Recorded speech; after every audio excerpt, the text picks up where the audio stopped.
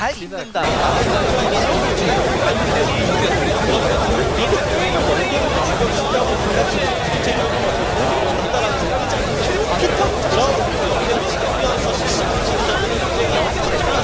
이게 나왔었어요. 네. 그래서 이제 jdg 스포츠 아카데미는 이거 없거든요.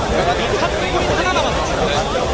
경합팀에 몰려있는 저리 아카데미 역시도 답을 내줘야 돼요. 그래야 연장판이 생겨야 그래서 어떻게든 이제 jdg 스포츠 아카데미는 로직이라는 이거 잡아야 돼요. 이세트도 경합을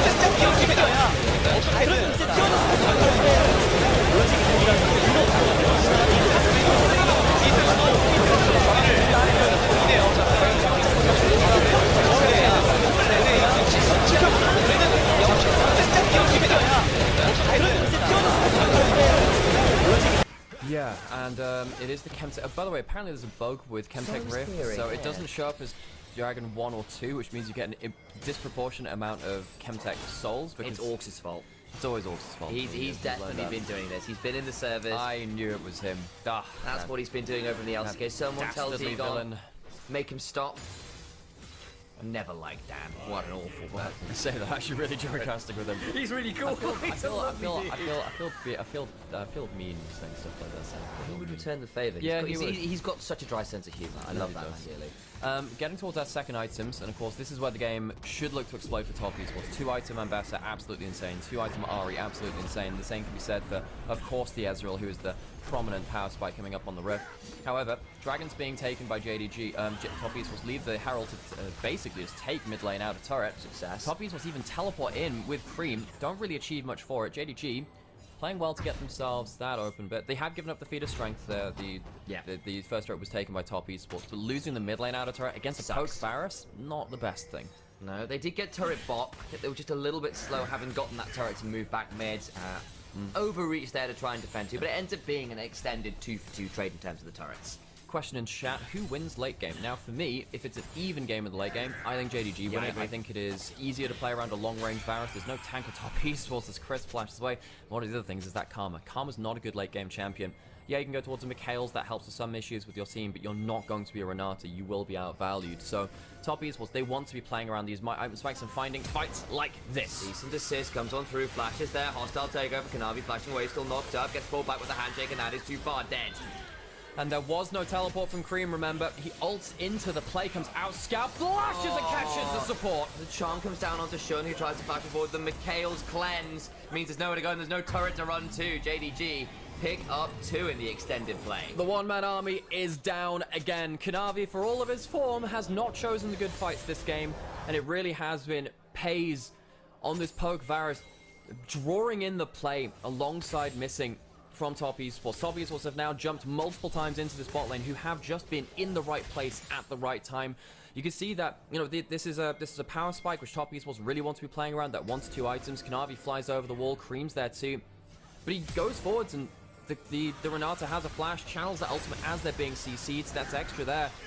Shun is there at the right time. Jdg have comboed up their jungle and bot lane much better than Top Esports currently. And if you want to know why we're saying Renata might be a bit of an X-Factor pick into Top Esports comp, you kind of saw it there. The hostile takeover came through and Jaculov just ended up autoing his own jungler for a bit there. Yeah. Like, I think like 4 or 5 autos, not what you need to see. Crisp now has a Mikhail, so it's harder to make that play again the next time it comes through, but has the damage been done? You've got even gold lead now. Yes, Dragon advantage towards Top Esports, which is something nice towards to play towards, but it does feel like you want to be ahead with this composition to force fights onto the Varus, the Azir, the Rumble, who can play very disrespectfully now, it feels like. The Varus Pays, of course, coming over to the LPL for his debut split here in this region, having a good time of it so far, and his Varus has been very, very strong. Yes, it is. Just hit that second item. I think the Edge of Night value higher this game when you've got a lot of people trying to blow that spell shield off you. Of course, Vi with Smite can remove it, but it is worth noting that little extra bit of safety could be pretty valuable here. 369 though, at 2 items. A little bit scarier than you would have been before. Looks for a repudiate trade forwards.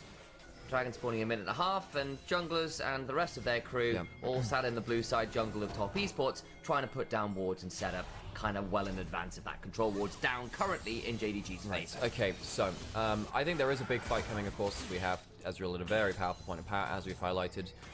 Ad infinitum now.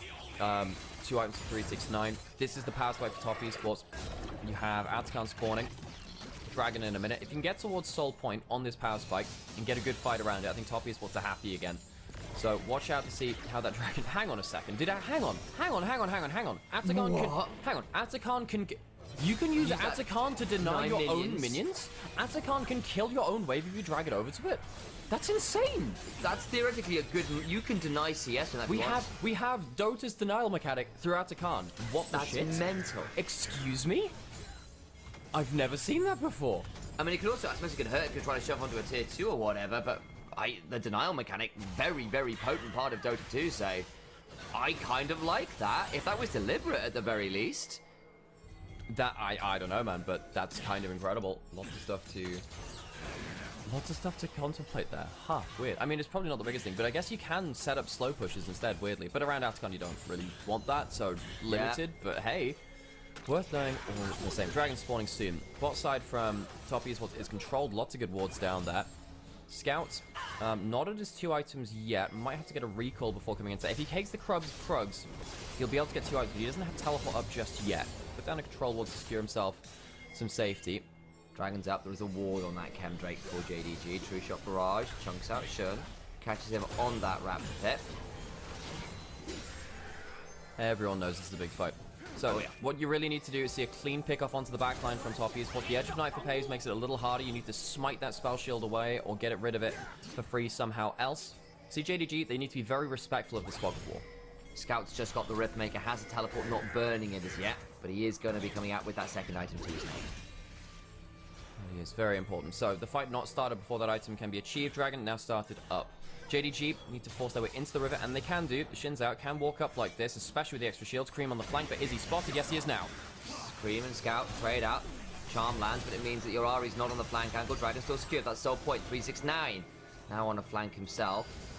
They're going to try and run at the Ambessa. That was the Ghost Blade pop, but she can just Drake Hound step away. So it ends up being a bit of a look-in, but no one willing to pull the trigger.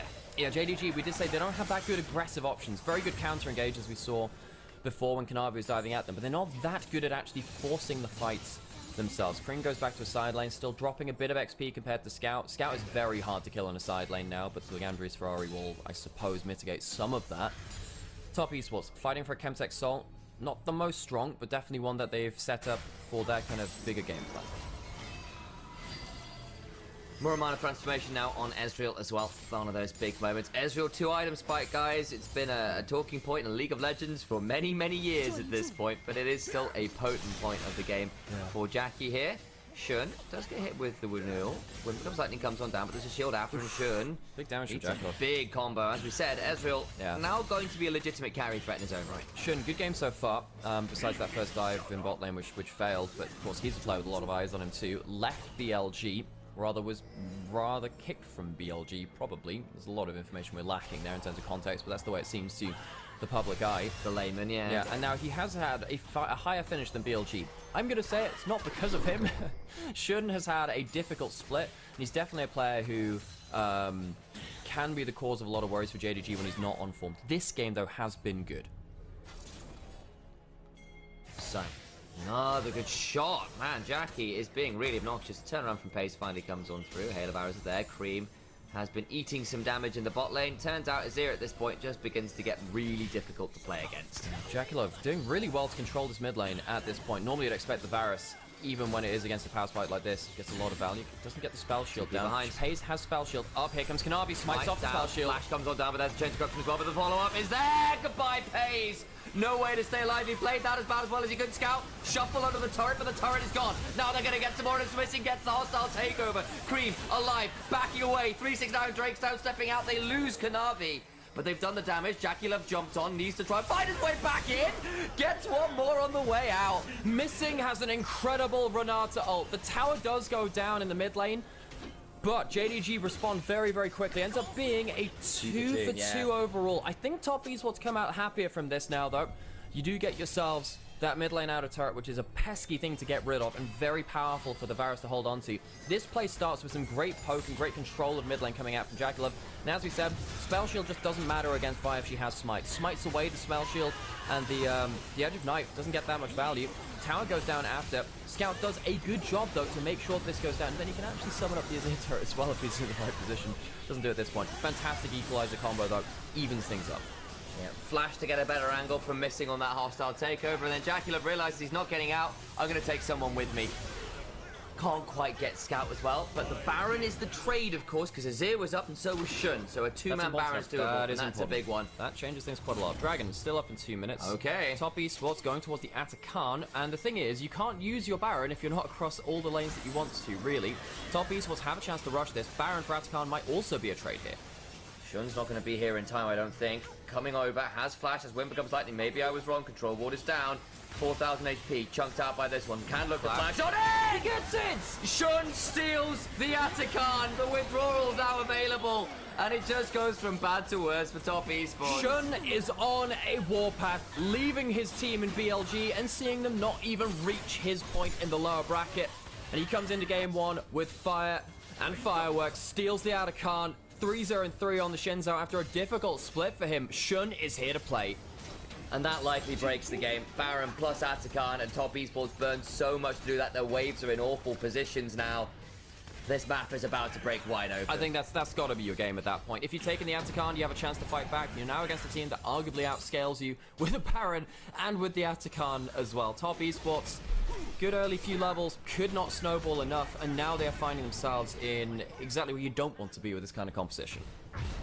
I'm not going to blame Top Esports for trying the Atakan. It was the right call, but it does come down to fit. And Shun goes absolutely miles because Flash and Wind becomes lightning is a hell of a combo.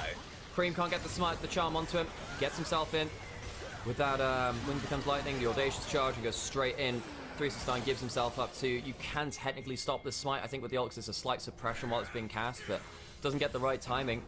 JDG, they don't have a lot of summoners right now, but they do have damage. Kanavi goes right across. Chris can be left out to dry, and Kanavi, I don't think there's anywhere to go. We'll get a Vault Breaker onto Ola, but will likely die here, and that's just another kill over to JDG. They're floundering. 2 more down. They're floundering at this point. JDG, they have the items, they have an Atakan, they have a bunch of extra weird tank in there with double arm guards as well. Top Esports can't really get clean fights now at this point. They'll lose themselves the dragon that they were going towards earlier. They won't get that soul point, and being now down 5,000 gold, JDG will probably steamroll through this game. Their comp scales well. We already said we liked them if it got to late game. I think this will count by building up understandably towards what will likely be a GA third. Already not quite at the death cap. Maybe those breakpoints help, but I just think it's so hard, as you said. Like, the picks just aren't going to be coming in very cleanly anymore. 369 trying to wave clear up here as best as possible. Cream very close to death cap, which would of course be an important tool to come back in the game for, but it's so hard to really shut down the carries that you want. You needed to get ahead. Now everyone's just too tanky basically at this point. You have one assassination target maybe in the Varus. It's really hard to play around this combo, and sadly, you know, it's not the first time I've seen Cream's Ari not snowball in the way that I'd like it to. You know, he's a player which we've complimented a lot throughout this split. It's not like he's the complete product yet. He earned an MVP the other day for Ari, but I don't think that was against him playing well. That was the game where Bin threw away an insane lead for BLG in the base by failing to Q3 on Cassante, a locked down Varus, and they all died in a sort of like extended flanking action. That was a 6,000 gold Baron power play, by the way. It's a hell of a lot of gold, Sam. It's a veritable Fort Knox. Cream, yeah, not much for him to do in this game now, sadly. JDG, you know, yesterday we were saying, or rather the day before, when they played against Anyone's Legend for that first final spot, they did go to 5 games. And that is an achievement, you know, being that close to finals in its own right. It pays, it's actually forced out from his spell shield, the QE instead of the EQ. You know, JDG coming in with a better draft, which is one of the big criticisms that we've had, and much better coordination, really starting to unlock some of these players. Missing a Shun, step on forwards, but Top Esports are around try and contest. Jacula got a Bloodthirster now. That third item might be enough to give him a bit more threat. Hops away. Shun did go in with the Audacious Charge. Maybe that's all you need, as in the mid lane we're seeing a trade up between Ambessa and Rumble. Teleport's now flying. That could get interesting. They're going to throw down the Equalizer. RJDG, 369 in danger. Stopwatch happens. Scout now looking for an angle. Charm onto the Azir. 369 keeps having to hop away. Comes over the wall. Flashes out. Scout now trying to find his own angle. Quite find it the slow. Still really bloody obnoxious. They want a double blast cone out. Will do so. All the while in the 3v3. Shun has killed off Kanavi somehow. And the mid lane still happening as Ala comes flanking around here looking for more angles. Well, I think Scout's got another shuffle. 369 might be able to get his recall, but I don't think it's enough to save the Vestayan Fox. Cream will go down, and Scout on the Azir has been such an oppressive force on the map, getting so tanky, so damaging, and Top Esports have not had an answer. They fall apart across the map. No, they haven't. I understand why they're looking for the teleport flank. Look, can we find a 2v1 to break this shove? And the answer was no, and even in the 3v3 it goes wrong. 2-5-2 now on this fight. Navi not having a great time. Scout goes forward. Still has a shuffle, by the way. Nice flash over. Keeps Crisp alive, but 369 is not there, of course. He's off to the other side dealing with Shun, while Crisp and Jackie do their best to just stay alive in their own base. This hasn't looked particularly close ever since that big old trade and the steal of the Atacon, has it? No. The Atacon steal from Shun unlocked JDG like something else. Maybe Top Esports could have found a fight if they'd taken that objective.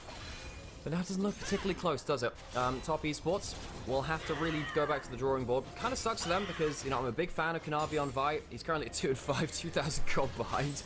Not his best game ever. I think Cream and Jaculov also historically not bad players. Oh boy, here we go. Baron is up. We're at desperation stations. The blast cone is going to not quite spot out towards the Baron. It's too far as the one from there just outside their base. JDG not even respecting the Baron rush because they don't think they can take it quick enough, I guess.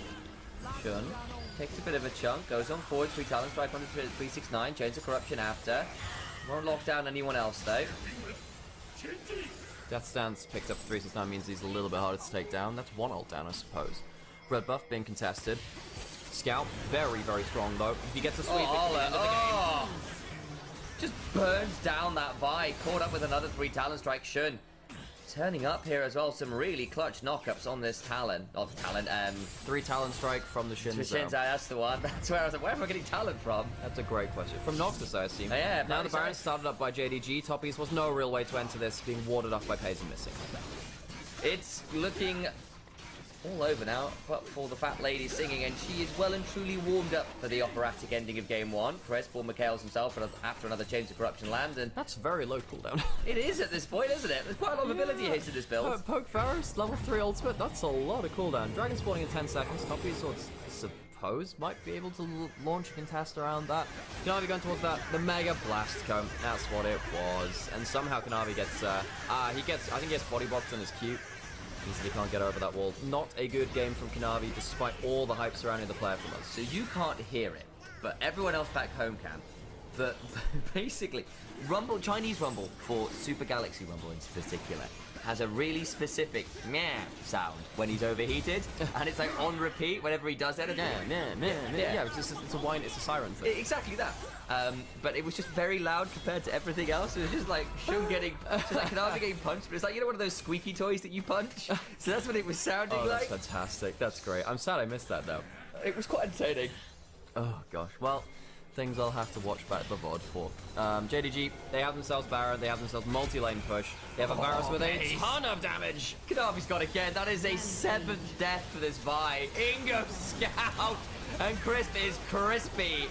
Pays picks that one up. Cream is being consumed as well. It is just dessert on top for JDG.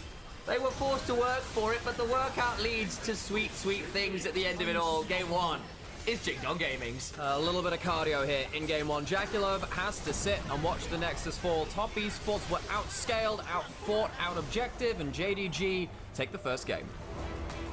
I think Shun will be getting MVP for this game. It might be Scout, but that Shinzao was legitimately fantastic. Those steals, very, very important. Some great knockups.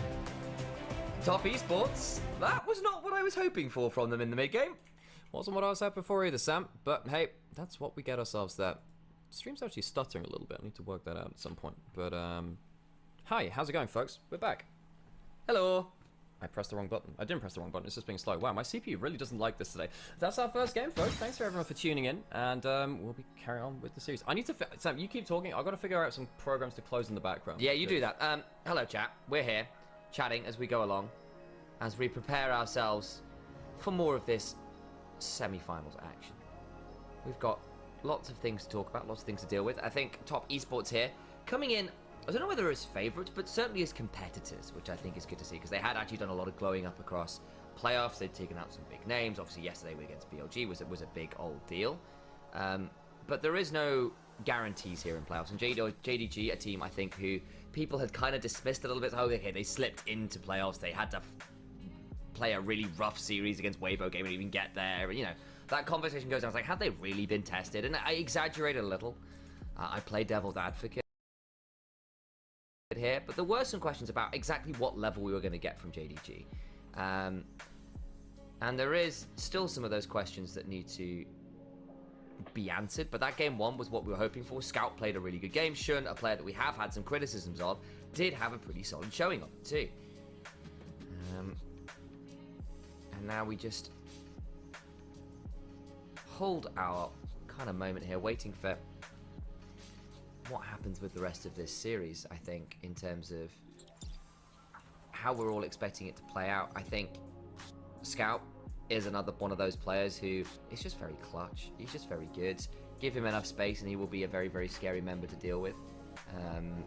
And you saw it there, right? He gets to scale, gets to play his ears. Sometimes a champion that points last year, actually, I feel like he wasn't all that strong on. He kind of didn't show up on the Azir in the way he had, say, in 2023.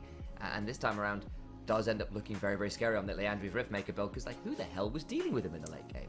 I mean, Scout did end BLG's win streak and Knight's Ahri win streak on Azir last summer.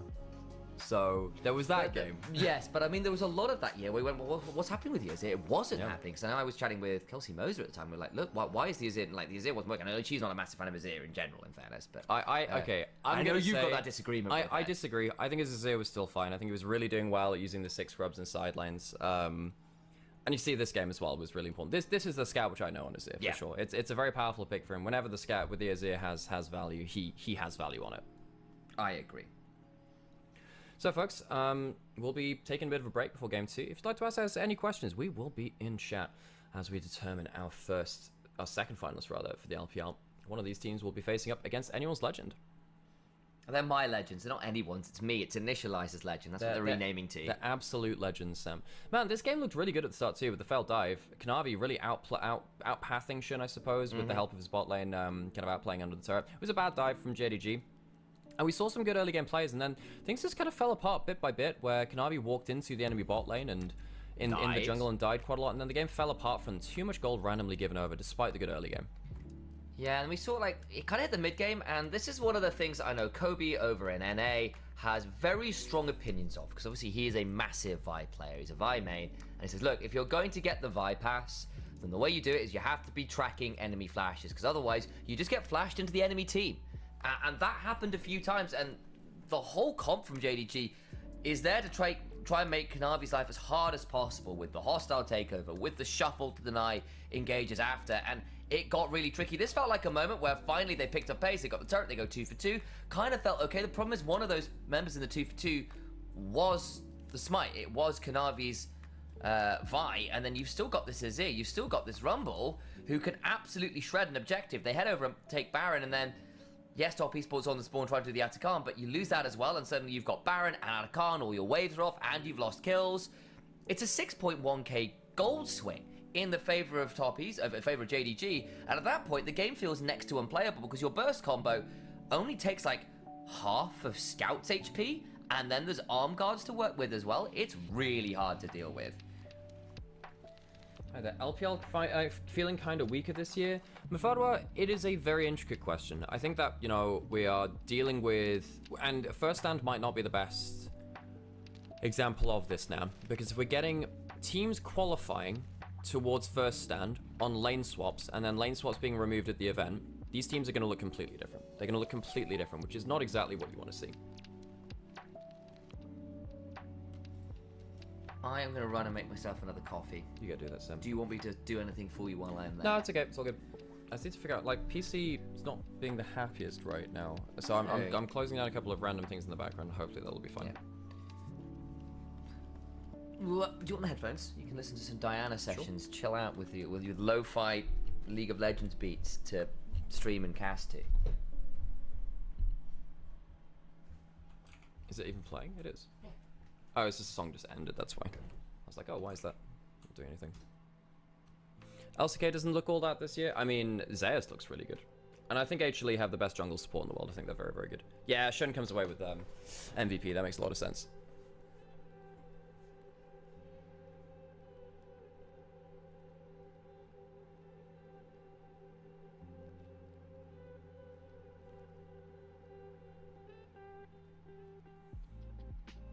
I remember when this channel was highlights only. Keep up the good work. Thank you.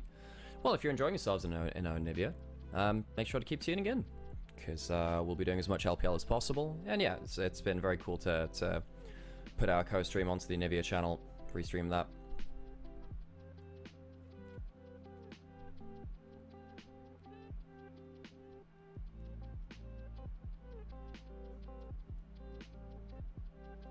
Do you think that Jdg Top Esports would be able to beat HLE currently? They have a lot of obvious weaknesses. You know, JDG's draft is kind of suspect despite them having some good individual players. And they do fall apart sometimes in lane swaps. Well, we'll see what happens with standard lanes. Whereas I'm trying to think of... Top Esports... And also with JDG, I don't think Shun is good enough for international events, really. To, like, win international events. I think he's good to contend for them, but not good enough to win them, really. Whereas I think with Top Esports, they do occasionally just lose their heads in best-ofs, and Kanavi has games like this where he'll just randomly dive too deep, but he tends to recover from them quite quickly, but it's still quite depressing to see. And then Anyone's Legend, I think they have very good strategy, and they're very good lane swappers, and I think they're very good kind of cerebral players, but I don't think their laning strength is good enough. I think that Flandre is not the best laning top laner. I think Zeus will tear him apart. And I think that, you know, bot lane, Hope and Kyle, they're good. But are they Viper and Delight good? I don't think so, personally. Oh, Denakashi, I did see you redeemed a compliment in Twitch chat as well. You know, the win condition of that last game was... you know, it was scaling and it was damage from the carries. The win condition of my chat is to have you in it, Denakashi. So we've won today. And I hope you enjoy the compliment. I did notice you were still around. I didn't know when to place it in game. I didn't know if I could find a time, but there you go. So, going into game 2. JDG have won blue side. Top Esports will be over onto blue side now. I hope we don't get a blue side centric series again, man. Oh, that stuff is so annoying. Oh yeah, for sure. And we see Top Esports choose blue side. Nice. What change do you expect BLG to do next split? Well, I don't know what change they can do, right? You probably need to change support jungle, right? If you want to level up the team, but who's available mid-split? You're not just going to be able to pick up someone like Tarzan for free or whatever.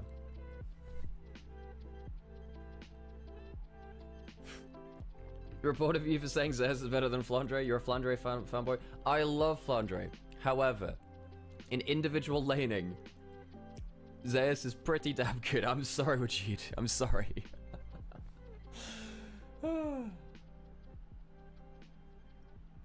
I hope that my PC carries on being okay. I'm trying to figure out like what else I can do. I guess I can get rid of the full screen projector. Does that help? It does help a bit, but... Anything else I can randomly get rid of?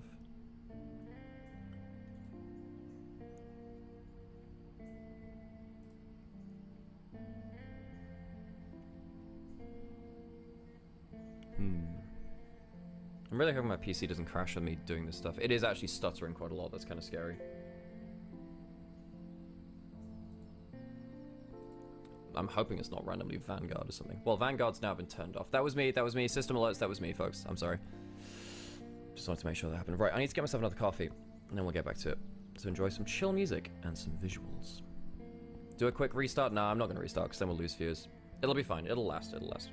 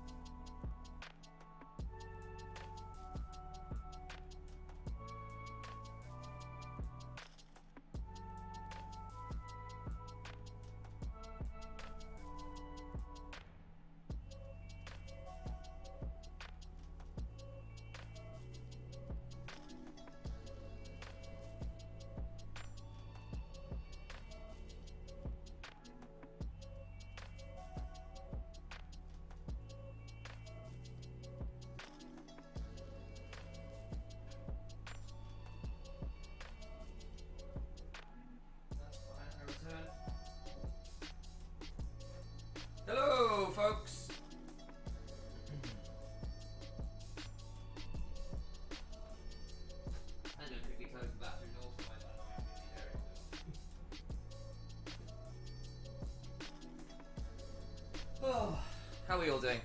How was the break? Did you enjoy it? Did you miss us? I missed you. Hello, strangers from another land.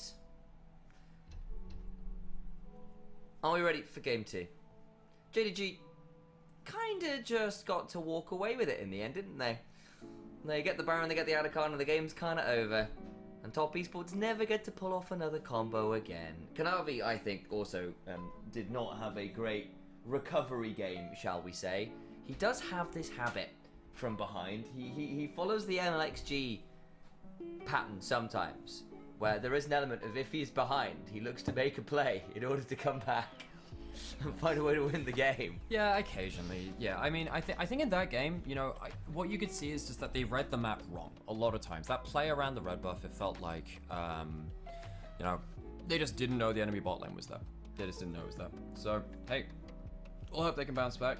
I want to see a long series between these two teams. I know we can see better from Top Esports. The crowd prediction was very split between these two teams, and I think that's understandably so. Yeah, I think so. And I think we didn't see it as much on screen, but when we came back to the replays, we saw a lot of TPs from Cream in particular as part of a coordinated play from Top Esports that didn't work. And that is a little problematic in terms of, like, we saw, like, okay, we're going to try and play for this red buff play. Cool, Cream's teleporting in, and someone's died before we get there. Oh. And it just meant things were just way later than they needed to be, which was really problematic. But there we go. Sometimes that be the way of it. Now, of course, we are just waiting for that game too. I believe Top Esports understandably will have chosen blue side. It does tend to be the choice. Very, very rarely seen anything not resembling a blue side pick. Okay, folks. Let's get ourselves into our second draft of the day, eh? We'll be coming on to it very shortly. Players are back on stage, having a quick conversation with their teammates. Understand, getting ready to go forwards and do what must be done, which is League of Legends today. Very dramatic. I know. It's no bracket semis out. It is just semis. This is a time to be dramatic. If there's ever any time to play to be dramatic, it's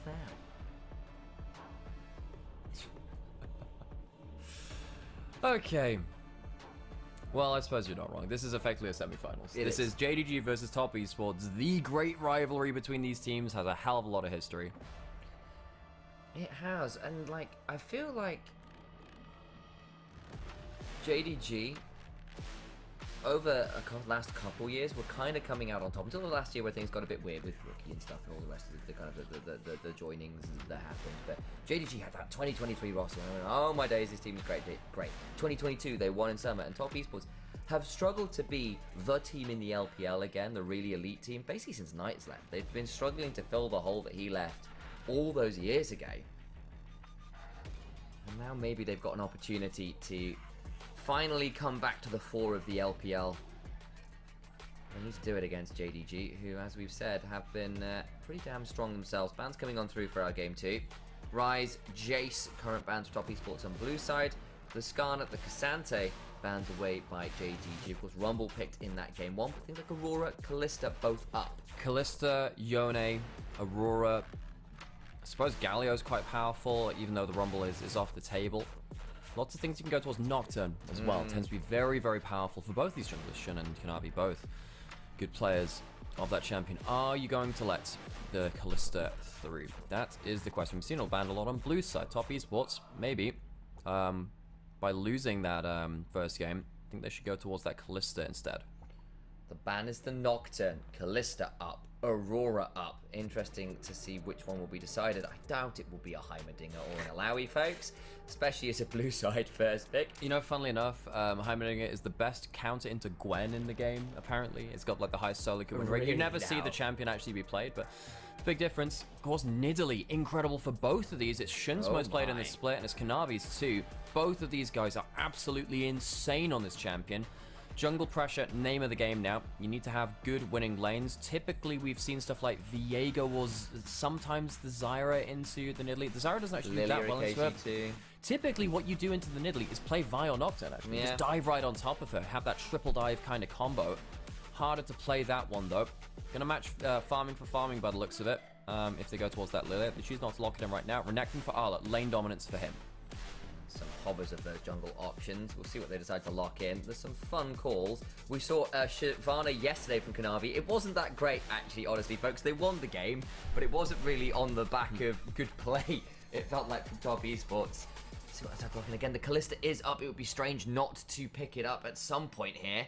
Between a Renekton and a Kalista, they'd have exceptionally strong lanes, and the Kalista is locked. All right, so Renekton Kalista, that is incredible dominance on both sides of the map, which does divert some of the power coming in from the Nidalee. Normally, you play something like the Varus into the Kalista. Might have to go lane swap now, just heavy lane swap, and try and get a lane that can win at level 3, level 4, something like that. A little bit hard to figure things out. Potential option, of course, is Jdg Vs is a big Draven player, and that you've sometimes seen you try and take the knife fight of Draven into Kalista and play it out that way. It's been done before.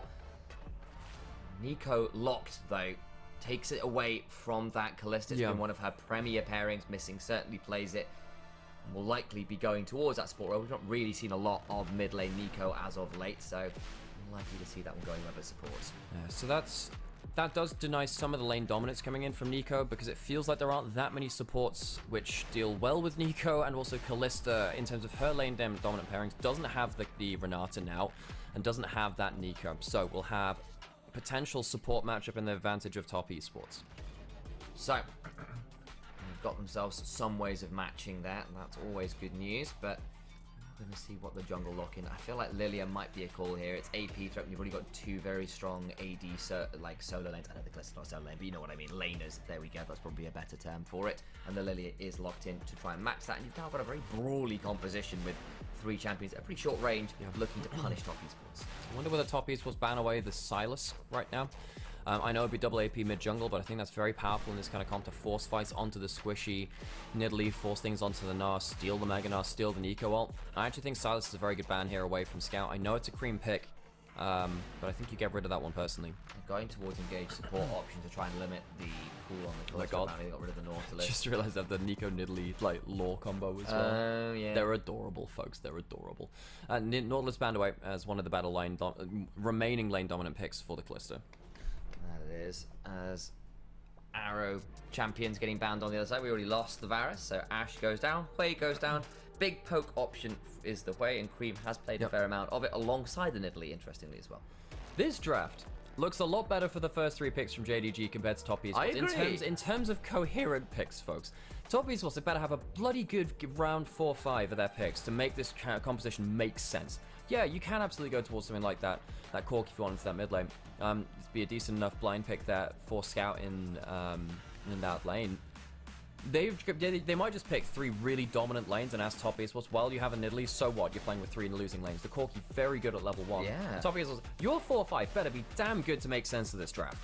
I am completely there with you. You've now theoretically got 3 winning lanes, or at least 3 lanes that can fight early to enable your Lilia to go make sure that this Nidalee's life is hell. Misfortune Neeko, dangerous combo when the ults come through, and you can theoretically trade out against the Kalista, but again, it's still a Kalista. I don't know, folks.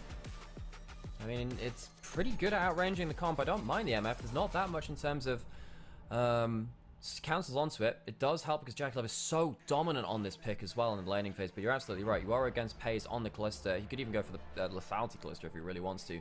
Last pick for that mid lane. Aurora, not bad here in terms of your combination. Does mean you've got the double AP in jungle and mid, which can sometimes be a bit worse if you go for that. I think Yone is better personally. You need a little bit of extra engage, and you've already got the magic damage coming through from that Nidalee. Top esports, we asked for a good 4-5. This helps. I still think JDG has a much simpler to play draft, and I think their lanes are much simpler to play through as well. JDG, for all our criticisms of their drafts against anyone's legend in the upper bracket, this seems like a good set of games back-to-back and a good set of drafts back-to-back. I agree. I think top esports, you've got champions that the players are known for, and the combinations are there. I just think it is less simple. It's less coherent in terms of how everyone wants to work together. Potential last pick coming on through most likely for missing, unless that's something very strange. But you just get an Alistair with the Kalista. It's a great combo. It's good frontline. It's good disengage as well. You can do quite a lot to interrupt things like the Nico ult and the rest with your own headbutt. JDG, really good lanes, simple to play composition. Top Esports doing something a little bit weird. They have the tools to get wombo combos. They have the tools for side laning, but it is a much harder to play draft. Folks, we need to run some adverts after this draft, so if you want to skip them on Twitch, this is only on Twitch. For if you're on YouTube, then it doesn't apply to you.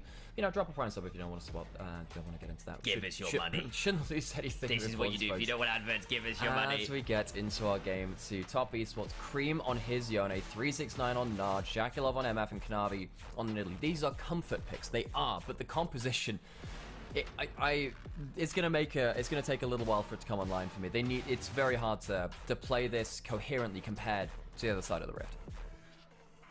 So now we find ourselves preparing to get onto that rift. We've already had the conversations. JDG's draft on red side looks significantly more coherent. Not again, but the champions themselves are bad from Top Esports. Hell, it might even work. Those players are exceptional pilots of the champions they have picked. It's just not quite as cohesive in terms of this is what this composition does all together in the same way. Great. It's a little bit more on the individualistic, I am really good with the champion, and there are some synergies here. So, Top Esports down 0-1, but both these teams are used to long series and dropping a game here and there and clawing their way back. JDG lost against anyone's legend, but love a chance to rematch in the finals. Top Esports overcame BLG to get to this point. Both teams coming through very different paths and reigniting an old rivalry as we get onto the rift. As we do just that indeed. Crowd, have a word or two to say before we continue speaking.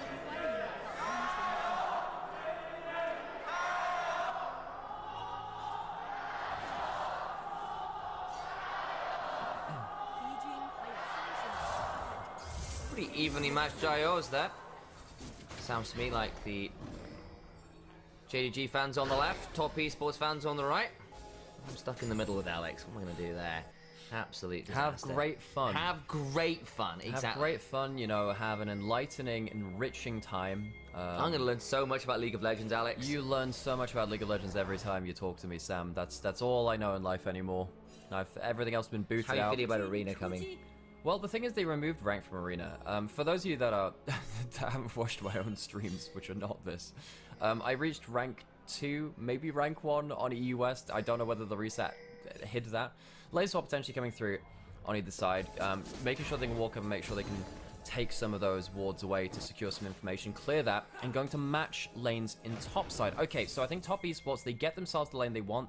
Alistair into Nico level 1 is pretty horrid, and the Kalista, despite being a good early game champion, does not really want to play against that Nico MF at that level 1. Look at that wonderful Battle Bunny strut. That's the Admiral Fortune one, but there's some like serious swagger there. As Jackie and Chris come on up, of course, Nico can just take on the form of other people to get better auto attack animations. You often see Nico do that. It feels really nice. If you've got Varus, you can just turn it into a Varus. It feels a lot nicer to play the game. Yeah, now you don't get to do that thing where you, what was I going to say? I forgot. It's fine. It's alright. I forgot. You had an empty thought. I had such an empty thought. You don't get to increase your attack range. That's the true. one. 369 against Ala on the Renekton. Ala has been a very good Renekton player. Right there, though, doesn't actually get his in-powered W off. Means that 369 gets to hop away. You even used to see Nas start Hail of Blades E, so you can get away from the first couple of trades from the Renekton and trade back with auto attacks with good spacing. Well, so far. Double up comes on through, and again, you have still got a double ranged versus melee support matchup here for Top Esports. So the Kalista lane prio isn't necessarily going to be there until a little bit later on. So theoretically, there's Misfortune and Nico can bully in. Yeah, this is why they wanted the lane swap. The Alistair at level 1 can't really compete. They took the Nico away to do this. And you know what, Crisp is another one of these players that's been criticized quite a lot for the last 2 years or so. He has had a good year so far. They're going to get another great chunk onto missing. Oh my days. Good trade back from Pays, I suppose. Here as well. They can definitely bait this. Well, Seed landing goes missing, but there's still an option for Kanavi to jump over the wall. They've all gone 2-4. Flashes down. Kanavi can keep looking. Throws down another few autos. The spears keep flying. Javelin toss available. Comes on down. Shun chunk low. Swell seed lands, but the red buff is still up, and I don't think there's Nidalee can help stop it. Spear comes through. They can't go back. They can't stop their recalls like this. Pays has no flash. Kanavi holding the wave, which means that the wave can come in. He's going to transform maybe into the cannon minion. No, he misses up. Because what you can do is you can transform into a cannon minion and take tower shots. That's what the Observer was highlighting. Maybe could have gone for a dive there, knowing that Chris could take aggro and then get the tower debuff by turning into a cannon minion. Kanavi gonna find Shun again, but just wants to bully out on this Nidalee. So good at this champion. Shun still at 20% HP. Corki can't join quite yet. There's a reset coming from Cream right now, though, so I don't know about that. This would get very ugly. They need to leave, I think, especially with the Corki leaving lane. Now we just failed to pounce over the wall, by the way. Just want to let you know that. Hey, he got himself that first kill participation. Nice for him. Once again, first gank of the game. Goes really well for Kanavi. And, you know, a lot of people know Shun as a Nidalee player. Specialist from back in his time when he debuted on IG. And he's been playing it a lot this year as well. Kanavi was the guy that had the Nidalee pass, though, from last year, really, in the LPL. So damn good at this champion. So taking it away in a fearless draft where only one player can play this champion, very, very important. I'm not going to see the Ghost Blade rush from the Misfortune this game. Sometimes you do see that. Gives you a bit more move speed. The lethality into squishy comps is really nice. And especially if you feel like spacing's the name of the game, really a big deal. But instead going towards that Bloodthirst, which has become a bit of a synonymous item with that champion, because you do get to keep your strut up as long as you have the shield to not have your walk interrupted. You've got to keep the vibes good on the Misfortune. You do. That you do. So, early game, going quite well for Top Esports, I think, as a cannon was missed by 369. Thank you, observers. You must highlight these things. As you should. Okay, so early game, actually working out okay for Top Esports. We were worried about the early lanes. In credit to Top Esports, they've actually done a fairly good job of getting value, particularly out the spot lane. Pryo, the Yone doing just fine here. Cream, speaking of specialists on champions, is probably most known for his Yone. It's by far his champion that he looks the best on. It's one of those ones that you have to constantly be afraid of being an option. Arla has roamed mid, though, and with the control ward there, I think Cream has to be a bit wary. He doesn't quite have 6. Has now, Fate Sealed used, needs to go away. There's a slice and dice through, though, and Cream needs to be very aware. I think he's just dead here. Decent soul cleave, though. Spirit cleave, I apologize. He'll unbind his soul briefly to get out to safety. Arla, good trade there to get the ult out of Cream. That's nice. It means that you don't get to use that on your first fights of the game. However, leaves a Mega Gnar demolished to get a full plate in bot side. So 369 happy with that own matchup himself. Also helps kind of mitigate the lane that Scout was leaving behind. Did have to reset off some dasty chunks, so he goes back, bot clears up the wave that 369 had left. Arlo gets that one. Discover the cost, as we said, of that ultimate. Early Renekton ultimates are often very valuable. Looking for some rockets, goes wide, and 369 building up towards Mega. See Scout quite swiftly back away. Oh, it's again the Alistair getting bullied out by the Nico. Down a significant amount of XP now in both roles because of the early plays that came through. Kanavi, very clean, quick entry towards his top side to get the grubs. Nearly clears through these very, very quickly. Lilia does too, just doesn't have that lane prio to make things work. This is a good early game. You already called it out, but the actual early lane's been played very well from Top Esports. We looked at this draft and said, okay, someone's been in the kitchen, they're cooking, and we'll see whether they're cooked or just chefs. Forcing off the top side again, great spear. Missing has no flash, so there is a chance of something there, but didn't want to get pulled and then headbutt into turret. That would have sucked. That would have been pretty bad. Especially because you've got the Fated Ashes in inventory. The burn would ensure that there's enough DOT that you would take turret aggro. Well, there was no minions on the turret either. That's actually a thing. I hadn't seen that, actually. Scout, Shun going down towards bot side now. Shun has level 6, might be able to get 369. Hop, only gets the one though, has to flash, turn around, Swell Seed lands. No, it got blocked by the turret. And 369 with that health pot gets to stay alive. 369, a hop and a skip and a jump to safety. Scout can't get himself the kill, uses his flash for that too. Well, mid lane's now in slightly weird positions as Pays is missing. Roam towards the mid lane, try and get out of that Misfortune Nico lane. That's been really annoying so far. Let's have a look at that bot lane play one more time. Yeah, bone plating helps that 369 a little bit here. Knows that Shun just hit level 6, has potential flash Q value. Scout, so close. There's 369, how much health did he have? Oh, we don't get to see the health there. Sad. I think genuinely that Swell Seed was about a pixel off, splashing through the turret onto him. Close. So, Top East will still mine a gold lead. 3 grubs. Dragon not started just yet. Good vision control from JDG around the bot side, so it's hard to walk towards that dragon from JDG. And as we go into these side lanes, we need to really see when JDG's combo and their lanes are going to start popping off. You're getting towards the point where, you know, level 6 for Pays, you can start forcing fights very easily there, and the Nico is not safe, especially when you don't have the Callisto yourself. Arla's getting himself his, you know, very powerful level 9 power spike, where you get, you know, your first ability maxed out. I say that actually, there was like a 3W max build at some point. Anyway, that's besides the point. Arla's getting strong, and JDG should have a good composition to force fights. Is going to be the next aim of the game. I imagine probably around this next set of grubs would be my suspicion. They don't want to give 6 up to this comp for sure. Yone with 6 really grubs good goes pretty spacing from miserable. 369. Really Nice good. He might even combo. force the Dominus out here, ward into the brush. Shun's in top side to save him, but 369, notice what he did there at the start. He does his hop backwards, but short enough that he's still in range to auto attack. It's not the full range of the hop. Does that to outspace him and takes a great trade. There we go on another invade. Shun does hit the swell seed, doesn't want to pull a lilting lullaby though, so it'll just be a red buff build. Kanavi's been all over that buff all game. Yeah, and I think, you know, Kanavi really wants to make up for that first game. Good early game, awful mid and late game after that point. You spot that ward, can't sweep it going down. In this one, taking away the Nidalee from Shun, taking it for himself, and really ruling over the matchup. They've once again rotated this Misfortune into the Callista, and in fairness, you've got this Callista that hasn't really won lane, hasn't got turret base. In fact, they've just actively lost lane. They're down 15 plus CS, they're down a lot of turret plates, they're down a lot of the neutral objectives. Yeah. Yes, that's part of the 2v2, not necessarily just the Callista, but it's still a pretty threatening as Chris was just hit by a swell seed. No follow-up though. Yeah, and honestly, serious credit to Top Esports. They're playing out this competition better than I thought they would. 369 hops forwards, does get the attack speed from that hop as well. Another root lands onto Alistair, just gets some extra poke down. The Misfortune Nico, working out pretty well. I don't trust that many people with the Misfortune. I think, you know, you've got players like Viper, obviously in the LTK, look absolutely fantastic on it. However, Jackie Love looks absolutely fantastic on it. Like, so lane dominant on it. Gonna get himself a recall, spear hits onto missing. That's a heck of a lot of damage because this Nidalee has been doing quite well in the early game. 369 jumping forwards again. Nearly has Mega, looks for a wallop, but the Scout is not going to be sat under that particular Gnar arm. Should be okay. The Nam. The Nam. The Nam, yep. You weren't in Nam, man. You weren't there. You weren't there. Just a giant arm comes out of the sky going, no. Why are the trees saying, choo choo bara? Grub's gonna go stand up on the top side. If you get 6 grubs as top esports, oh my god, you're happy. Gnar and Yone are some of the best grub users in the game because they can, you know, play from range as Gnar. You can hop into tower. Yone can use his spirit, soul unbound rather, to go under turret and then pop back out, even if he's getting traded onto as well. 6 grubs, huge win for top esports. And they haven't given up a dragon for it either.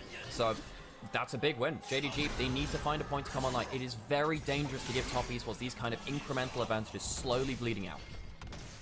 There they are. Cream here doing his very best to be very obnoxious, and they've got the 6 grubs, as I said, and you've got this Gnar that is winning the lane. The Gnar hasn't done that well. Cream might end up face checking here. There's a Dominus push, but the fate sealed away. Ult for ult trade. We'll be able to get a Q3. Q's back through the Renekton and is fine. Yeah, Cream trying to use that ult basically to buffer the CC. If he's stunned, at least he's in an animation. It's not like he's losing that much time. So, escapes there again. Arla trying to hold down the Yone. Renekton always was a pretty good pick into the Yone. You can see right now, it's not like it's one-shotting it like you would do at some points in the past. Certainly not. And again, you can break the shield on the Spirit Cleave, but you are still going to have to deal with the fact that Yone has quite a lot of mobility in his kit, bluntly. Get away with quite a lot of pace, slowed down, eats half his HP bar to a bullet time. That's nasty as heck, and you know, it's still a couple of minutes off of objective spawning, so you don't need that ult for a big objective fight or something. You have 6 grubs, push him in, yeah, deny some of that HP. Even if Pays like flash ults, you know, or something, he doesn't really have the HP to cash in that check he'd be writing. Already, Jacklove taking a lot of good tower damage.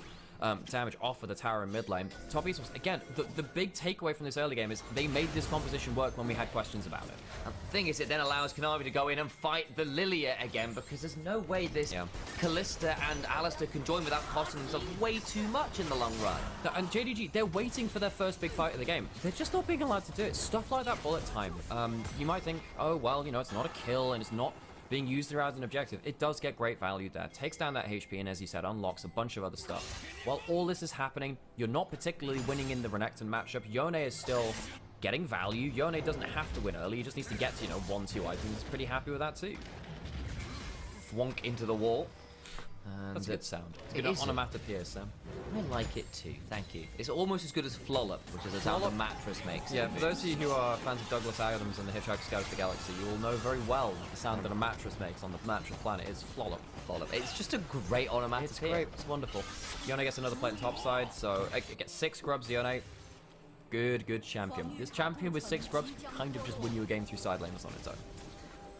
Cole's nearly is halfway to being cashed in as well. That makes things hard. Another make it rain into auto WQ auto. Just means Pace has to back away. The MF with the Bloodthirster really mitigating this Kalista, who's still waiting for that first item. Look at this. Again, Cream just walking up, taking trades under the turret. Has the 6 grubs as well, so the might keep spawning.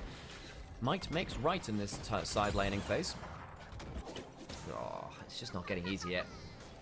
I think for JDG, they need to find something around the next objective or two. It's going to start ballooning to a point where it's going to be nearly impossible to find a good comeback. It's not like their comp scales super well either. The Kalista and Renekton are mid-game champions at best. Yes, the Lily, yes, the Corki scale well, but you're still into the Yone, the Misfortune, which are pretty good at 2-3 items themselves. Cream, he has ult, there's no mana on Scout, he can't Valkyrie away! He's so dead. The last tick of the soul and bounce, not close. quite enough. So close. Was no mana for a Valkyrie on Scout. Lucky to get away with his life, and he'll be able to teleport back and save the tower. But Cream starting to flex the muscles as the teleport comes back in towards this top lane. Trinity Force now completed. You can see why Scout was sticking around, and that is a big item complete. But on the other side, Lady of the Ruin King just got done. Cream doesn't have TP though, so might get a decent chunk of his Scout, but again with no grubs, this tower should be mostly okay. Yeah, that's 0 grubs. Means that you do lose a lot of tower damage. It'll be a wave gone, but Scout sadly not able to get completely everything he'd want to there. Crisp on the Nico. Done a good job. Oh my god, him and Jack are doing a great job. Using the Make It Rain to really set up for the bullet time has been so nice to see from Jackie Love. This is the combo you want from an MF. Don't waste your Make It Rain. Turn it into something more. Yeah. And that's your first turret. The mid lane turret going down. It's a death by 1,000 cuts and 1,000 mites, really. An extra turret going to go down in this bot lane too. First turret already secured. Top Esports get themselves the feats of strength. 2 turrets down in under a minute. Top lane low HP as well. Herald spawning in 30 seconds. JDG, I don't know if they feel like they can give over the Herald given that it's 6 grubs, but it's more like they need the Herald to break open the map themselves. They're going to try and get themselves an overload in this top side, try and get something back. Cream needs to be a bit worried. Doesn't quite have the ult up available yet. We'll have to leave this turret alone, and we'll do so. Survives, but has to back away. How are we making this Misfortune look OP, says a top esports fan? Well, it looks really good when you get to push in the map and hold the enemy back. Teleport coming in, Kanavi has spears, missing goes forwards. Oh, nice double gnaw on the wall, but Scout will get to run away briefly, but there's just too many slappers. No flash. He's dead. Fate Seal comes across the wall, gets onto the Alistair, who will make his will unbreakable, but I think his spirit can indeed be broken if it only takes a few more autos. His will might be unbreakable, but it's still being delivered to his last will and testament. Ooh. Kanavi might get ulted. There's Jackie Love here. It has to flash ult away. Delilia lives. Crisp not able to do that much more. JDG, that might be the play which breaks the game. Arla ends up taking this bot lane turret, I presume, in that side of the map. But top esports, they're going to be happy to go towards that Herald if anything else. They can get themselves real presence on the map. Arla gets a tower down here on the bot side, but trading it for a tier 2. Top esports, they have used this early pressure of all of the lanes that they are comfortable with, even if they're not necessarily meta, to get huge advantages. And we were worried about lane prio for this Nidalee. They did get lane prio. They managed to find the 2v2, which meant that Alistair and Kalista did not have as much fun as I think they were hoping for. Now we look at this replay, because it starts with a teleport top from a Mega Gnar. You can see that the play into Nidalee so often is go on the Nidalee before she gets to do damage. Because the teleport comes in with a Mega Gnar, can't do that. And then he gets minion up perfectly afterwards. No flash on the Corki, of course, because he was forced by the Fate Sealed a little earlier. In-picture, Dragon is now alive, and we're seeing some setup for that. JDG, they need a fight, and they need it soon. They have a 1-item spike, but it feels so hard to take it against this early gold lead from top esports. That's because on the other side, Jackie Love just hit a 2-item spike. Essence Reaver and a Bloodthirster done on this Misfortune. It is really miserable. And again, it's an MF who wants to ult, who wants to use auto Q auto. Doesn't have to build to the tier 2 boots right now. 369, 1,500 gold ahead as well, with the extra feats of strength giving him a little few extra stats onto the Ninja Tabi. Arla, he's not particularly happy, and no Mega Gnar to force extra CC. Had to front step to avoid the Javelin toss, just means that 369 can keep autoing. That's Fate's call in mid. Didn't even force the flash. Didn't even force the flash. Pays and Missing had a really good game 1 after an awkward early dive. But now they've just been completely ran through. This is the Kalista, which should have been a game-changing pick. It just hasn't been. I really think that early Nico takeaway has changed the game. That draft ended up being so important, that draft gambit. And once again, Jdg says, look, I don't need this for an objective right now. I'm just going to chunk you out. Force is a very difficult spot because actually the wave clear from JDG is quite short range.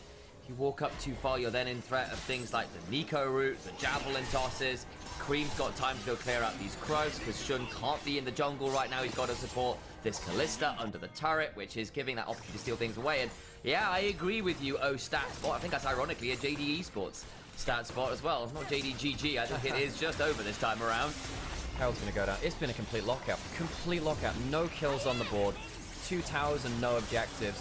Jdg have been well and truly just blasted off the map. And this is part of the top esports that we were expecting, you know?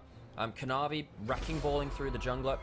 Early prio coming in from Jaculov, who's been on insane form in his last series as well. Jdg, they walked away with a good game 1, but you can't expect LPL teams to take that kind of loss lying down. They've been very good at bouncing back, and top esports are one of the very best to do it.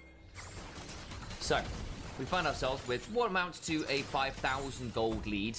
Two dragons, a dragon. Oh, sorry, two dragons. 2 dragons, a dragon, a dragon. No, I think it was 2 dragons, a dragon. 6 grubs. Yes, like dragons on the brain. 6 grubs also as well. And you're just in this position where it feels like there are so many ways for top esports to find a win condition. You've got split push with a Nara and a Yone that are ahead with 6 grubs. That's a win condition. You've got a pretty scary team fight at this point where the range advantage of this Misfortune, this Nidalee who can throw down those big ultimates before Jdg can start to get off more of their consistent damage gets really problematic too. There's dangerous teleport flanks. And then there's all the item discrepancies that are also haunting Jdg right now. So, where does this leave Jdg? Not in a great place. Scout trades flash for flash. 369 flexing the muscles. There's a crunch afterwards to follow. Can look just get the orders down. Scout's dead. It's up solo kill. The Tabby reducing so much damage. 369, effectively another AD carry. Arla's going to flash forward, try and take down the Mininar. They might get him, but what about everyone else? Oh, Pace in so much danger. Fate's called by some time. They're going to keep hunting. Fate's called away. They've teleported in. Does Jackie want to keep running? He can go a long way, but the swell seed slow will buy some time. Shun finds Cream, or the other way around. Fate's he'll force me flash from again. He's going to go back over the wall, though. He'll be just fine. Lots of summoners blown now. It's yes, a 1-for-1.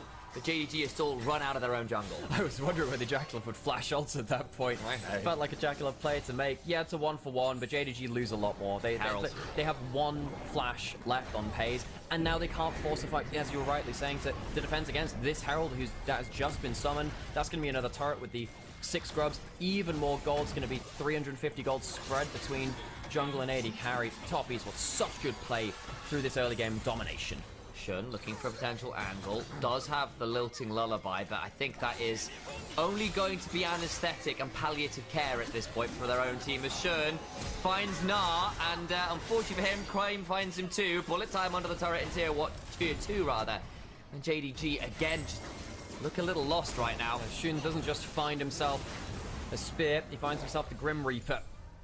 Red buff goes down. I think Jdg are very, very blessed to see that their Baron hasn't spawned yet. Atacon, though, it's still going to go down. It's going to still be the Voracious one, not the Rismal. We haven't had enough early blood for that one. Atacon going to be very easily taken, and that will overlap with Dragon and with Baron. So look at the replay again, because it starts with 369 finding a fantastic solo kill onto Scout through Valkyries, but the boulder toss slow gives you the moment to keep flashing and looking for a potential all-in. And I think the biggest thing for this is that, look, the Mega Gnar brings you the CC and the burst, and then suddenly the Mini Gnar gives you the DPS to finish off the kill. You're squishier, and they try and turn it around, but it's just not enough. The amount of HP and the Tabby coming through really changing things an awful lot. 2 items now across the board for top esports. Some half items sadly left in inventory for Jdg because they are behind, 6,000 gold or so, a little over that, 7,000 now. Dragon spawning, Baron spawning, they have a free GA, they have grand majority of their flashes available. They've got 3 out of 5, and they have grand majority of their ultimates. Jdg don't really have the tools to do anything with this huge, overwhelming advantage for top esports in both summoners and items. Kalista still hasn't finished her second item. The Misfortune has nearly got her 3rd plus boots completed. Blue buff taken. Navi, potentially in danger. Chris goes forward, gets a bit of an angle onto Pays, who flashes away and stays safe. Fate's call used. Soul rebinds though. They're going to try and re-engage on the back line, but that's Jackie Love. 369, and 369 Mega. looking very scary with the Mega. The make it rain though to 3 members means that Scouts left out to dry. Shun now trying to run away. They're going with a watch out hit and the blooming blows. But unfortunately, it's still going to be more kills over to Kareem. 369 finds Ala. And the Renekton is looking more and more like a pair of shoes this game. 369 can run him down as the minion. The rest of the team comes through. They don't need a single withdrawal. They keep their GAs to keep them on their cabinet shelf. JDG, some of their heads will be put there too, as is a clean ace. They don't even need to take the objective. They're going with their 6 grubs towards the inhibs. Inhibs next on the list. They get the one in bot. Cream's there in mid to shove another one in. 369 hops forwards. Not quite find the knock, but they force him away from the wave, and they'll try and get something more here. Doesn't have the ult, so he will just die. Now those death timers nicely oh, nice. 369 calls was a JDG player not so long ago himself. 369 Kanavi against Jingdong Gaming, which they were part of as the super team. Got knocked around a little bit in that first game, but they are here to play. Of course they are. This is a ticket to finals to play against anyone's legend. And these teams have so many players who've taken refuge beneath their halls and played in this rivalry. Top Esports JDG was the matchup to watch in the LPL between 2020 to 2022, really. That was the matchup which so many people were excited for. 369, Knight obviously a part of that matchup before too. Kanavi, a huge part of that conversation as well, as one of the greatest junglers to play within the LPL. Kanavi's had a great game in here too. The thing about the Nidalee, when you have that outcome, is that you don't have to really care about giving up cheap deaths anymore. You can just kind of fly through and see what happens. Yeah, Cream whiffs his ult, but they have such a big advantage. It doesn't matter. You're playing for a fighting retreat, a rearguard action. Someone has to give up their life. The problem is everyone ends up giving off their life, and no one ends up escaping either way. JDG just have run out of power. Feels like that's been the case since very early on. Our qualms about potential lane pride were swiftly proved unfounded, it feels like, and credit to Top Esports, they found their way to make this comp look very good indeed. Kanavi, recovery game from him. 369, recovery game from him against the organization that really they were perhaps most famous for being a part of. Kanavi in particular, he was the member of JDG. He was the talisman, as Cream, even post-headbutt, gets away, missing a Santa Pop's own ult. Found by a Tangle Barbs, though. It has to be Fate's called away to safety. There's not been a single impactful, aggressive Callisto. No. Pays, who has been historically a very good Kalista player as well with the poke variety, just can't do anything. 369. Again, he might just be the strongest AD carry on the Rift at this point. Level 16 is the mini-nerf. Chris goes forward to get some damage down. Oh boy. And missing is less alone. Yeah, I think he's just dead to rights. Javelin toss goes wide again, but there's just nowhere to run. Jackie gets that kill. Now in 5v4 with 2 inhibitors down. 369 shoving on the final inhibitor turret. JDG, you have a last gasp and a miracle, or you'll be looking at game 3 with the series very even indeed. Cream jumps forward, takes the chunk out, doesn't get the kill, but gets the next best thing and sends them back. A spear lands, the turret goes. JDG, it was a death by 1,000 cuts. Might be 1,000 bullets at this point. Their time is over. The bot lane does not get to play. The Kalista lanes don't get to play. The Nidalee gets to invade. And Top Esports show exactly how they live up to their namesake and bring back the series. It's 1-1. Only a single death in that game. For those of you that doubted them after game 1, we hope you can see why now. We hope this was going to be a very good and close series. Top Esports JDG, it has always historically delivered. And this is one of those games that shows you cannot write off Top Esports in the form they are in. They are the BLG Slayers. And they found themselves back into the series now as well. Folks, if you do not know who we are happy to introduce ourselves. Our names are Initialize and Nymera. We are brothers that cast League of Legends, and we bring you the LPL because there is no official LPL broadcast anymore. We've seen some very kind comments in chat as well. We try and keep up with you if you're talking alongside us as well, because it is so cool to see players continue their story on here. Players like Jackie Love, who is so beloved across the entire world. Players like Kanavi, who is one of the greatest players in the LPL. Across the other side of JDG 2, Scout is obviously on that roster now. So many big names vying for a chance at another finals to add into their career. So if you're enjoying it, say hi in chat, drop a like, drop a follow, and join us for even more LPL. It's been great to watch these journeys. More than a follow. Drop that Angie. subscription. Give us your primes. Give us your money. It matters a lot, you know. Again, I exaggerate. Stand and deliver. Yeah, like basically all I'm saying is like we do this basically off our own backs. So for those of you who can support, who love this content, please, if you can, throw that subscription over at Twitch. Make sure you're following over on the YouTube and stuff. And hello to Anivia's chat as well, who is also streaming this from our end as well. So 3 different channels at once for us, which is kind of wild, actually. So hello over to all of those chats. We're trying to keep an eye on all of them, but it is quite a lot of chats to pay attention to at one point in game, so we do try and keep our eyes on it, even if, of course, we are trying to make this a little bit more of a cast than necessarily a straight up like chill co-stream, shall we say. For all that, actually, I'm currently chilling to some wonderful Diana sessions, chill beats to do League of Legends too.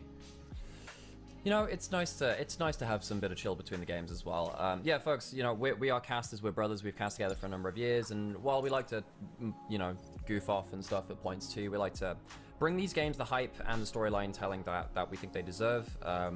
With no official broadcast, it's hard to keep track of these stories, you know, and that does mean that we will be hamming some stuff up. You know, I'm really going hard on Kanavi, because I think Kanavi is a player that needs to have his story told more. There are players like Scout, players like Pays, pretty much everyone in these teams, every single person has a next chapter to be written, and it means that we want to tell those stories. And it might come across a little bit too strong for some people who are less fond of that kind of more LCS, LEC kind of storytelling style, but we think that these players deserve it, and hopefully it sticks on. Maybe at some point you remember, man, Kanavi, the one-man army. Maybe you'll remember stuff like that. How many Barons in that last game? Was there any? There was, let's have a look. None, no Barons. No Barons, yeah, there was no Barons. You can tell from the stats here, folks, there were no Barons. No Barons. God damn, Pays had less damage than his, dear. like, yeah, Pays had no damage. I mean, the Jesus Kalista, Christ. I mean, that was part that basically felt from the early lane. The Kalista was basically on life support under turret, trying to use a Vamp Scepter to heal up, was not aggressively trading, right? Kalista wants those longer trades where you get to just run at someone and stick them full of spears, and that just didn't happen. Yeah. And this is why they needed that lane swap. The fact that Top Esports managed to call the lane swap, clear out the ward, and then head towards topside instead was so crucial. This is sadly not going to be very appropriate to judge at first stand, because at first stand you don't get lane swaps anymore. But for this kind of game and to get towards finals to win an LPL split, very, very crucial. 369 on the Gnar, absolutely exceptional. It's quite hard for me to figure out who the MVP is, you know? I'm actually not sure who. 369 was incredible. Maybe 369 actually. I think 369 getting tons of solo kills. Kanavi was excellent on the Nidalee. I think Jackie has a great shout as well. For me, it's probably between 369 and Jackie. I think they were both exceptional at either lane dominance, or both at lane dominance, and then kind of just brute forcing that lead. Great game from both top lane and bot lane, I think. I feel like in general as well, it was just like a solid ensemble performance. Every lane of Top Esports kind of won, and then they all came together, and JDG kind of just sat there and, well, that sucked. Yeah, it did. So now we walk away with an even series, a glorified best of 3, and a lot more gameplay to be played. Right, we're going to take a break, folks. We should probably run ad breaks. Yeah, do that. Too. I'm going to run ad break now. Do it. I should probably go to the toilet as well. Do that. All right, folks, take a break. Make sure that you are hydrated. Keep yourselves well watered, folks. Hydration nation. The hydration Chimera nation. You keep yourself well watered, like a fine potted plant. Fine potted plant you are, chat. And enjoy work, Scout.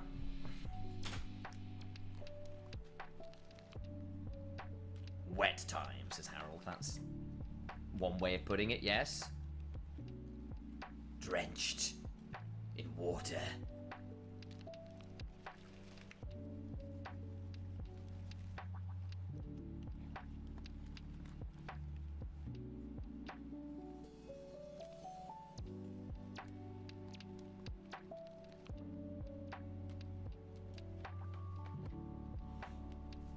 Does coffee count? I mean, that's basically what I'm on currently, so yes, better count.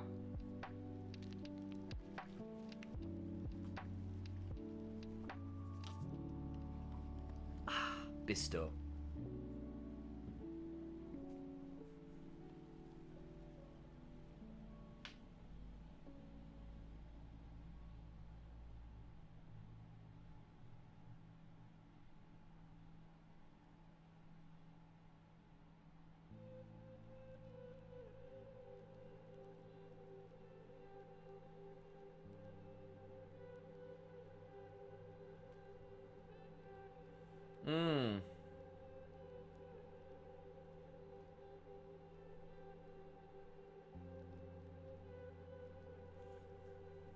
Do you think we get a Kindred game?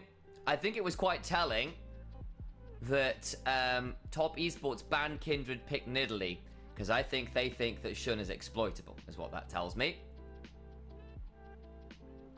So we might, but I wonder whether it would be Kanavi playing, because of course Kanavi is also historically a fantastic Kindred player.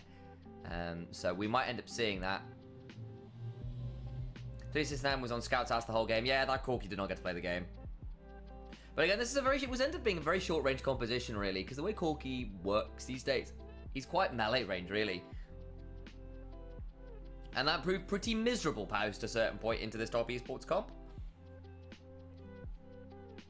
It was 369 fair. I mean, like, he had some really good flanks.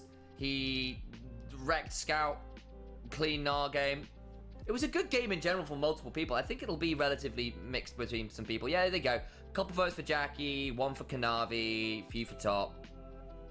That's fair. I mean, it was an ensemble performance, so I can see the angle for that.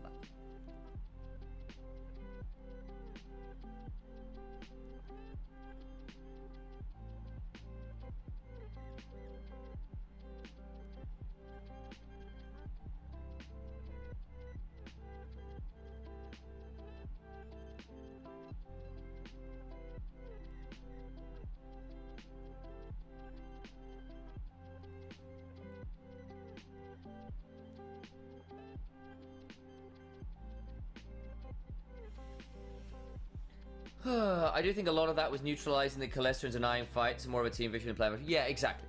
Like they did a really good job of making that Kalista entirely useless.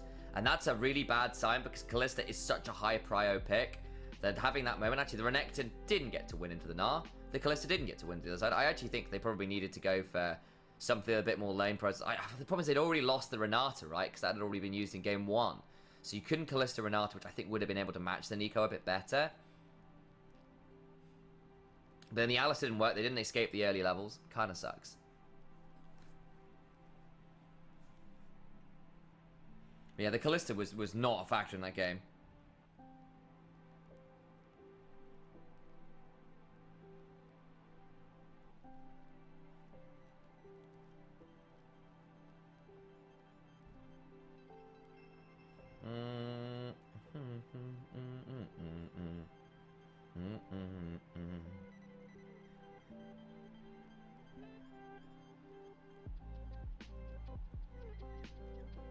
Where is my super suit? Not that. That's my albums. That's what I needed. And sorted. There's another lane swap shenanigans will end up being soft buff to Kalista's already not okay people around. Yeah, I also think, like, I'm not sure lane swap solves lane swap. I think it just changes in form. You just don't switch spot lanes, you switch AD carry up top. And you have an AD carry that goes top and bullies out things like Renekton early. And it's like basically just like Quinn into Renekton. You just have a horrible time. And it just ends up being range top lane as pseudo for the first few levels. And then later on, you still get your bruiser front line and having to deal with the range top laner problems later on into team fights. Do we think that LPL teams have a chance against HLE in first stand? Yeah, I think so. I mean, okay, look, HLE had great games and really down games. Peanut was up and down all over the time. They'd have really weird drafts as well as really great ones. I think they have, yes, the ceiling on HLE is high, but their floor is also fairly low. There's a reason most of their series went to game 5. And yes, part of that is, you know, just teams who are going up against being very good. But I do think the other side of that is, score, by the way, is 1-1. Sorry, I see you asking that. Hello, Sputnik. It is 1-1. I've just got the camera up.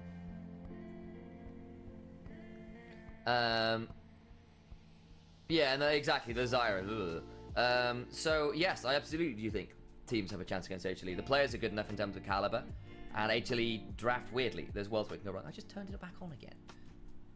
Well, you might need to go take your break. People want to know the score. I just showed them the score. Yeah, but Sam, that's the person who's brave enough to ask. That means that people are in chat will be like, oh, I'm not going to type. Because you know there's a load of people who just don't speak in chat. That's true, I know. But I wanted my camera on screen so I could say LA. Well, don't hide the score for it then. Stop picking Zyra actually? Yeah, I agree. I think that, look, Peanut's had like 1 or 2 good Zyra games, but it's at the top level of play, it's not really been the best. I think actually our in fact, actually, folks, we're gonna have another LCK podcast coming out soon. I'm gonna have that with Rich and Kira, so you can go check out over on Rich's. Do I have the thing on here actually? Hang on, I might be able to show you something. Where's the thing? Is this it? Yeah, if you guys like LCK and like LEC as well, I also do some podcast content over on Rich's Wrath, which you can go watch on YouTube.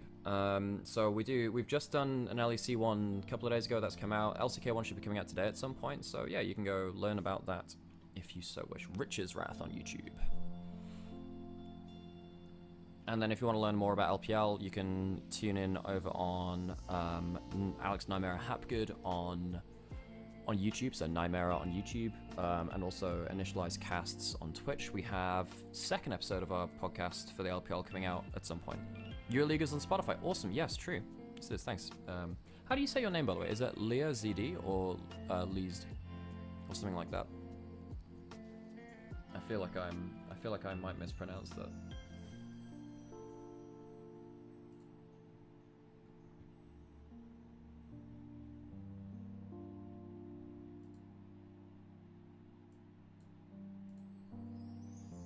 Leased. Okay, cool. Good to know. Good to know.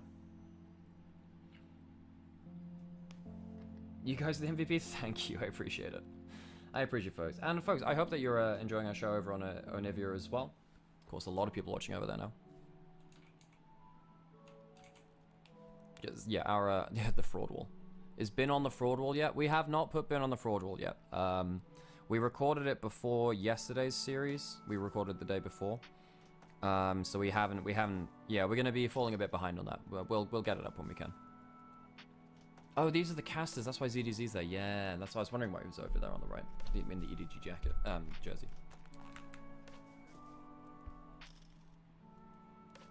Yeah, Bin's been solid for the grand majority of the split. The last series was bad for sure, but yeah.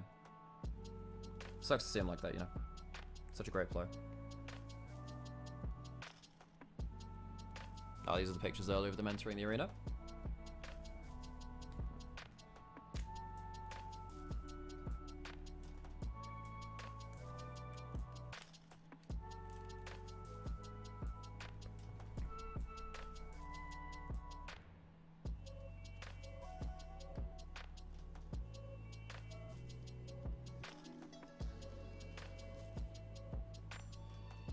Not just BLG Slayers, NIP, IG Slayers too. Absolutely, absolutely right.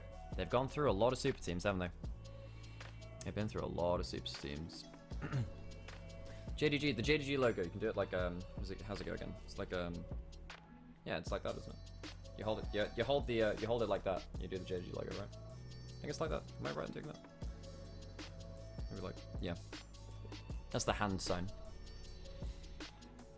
Blue side has something like a ridiculous 90% win rate in LCK. It was very, very high. And so someone was saying that there might be a chance that Fearless remains for spring because it really boosted viewership. But they do need to address blue side win rate. And I think if you're going to do win rate centric, you know, things, you need to do something like a 1v1 for side select, I think, because otherwise it feels very unfair to lose to a coin flip.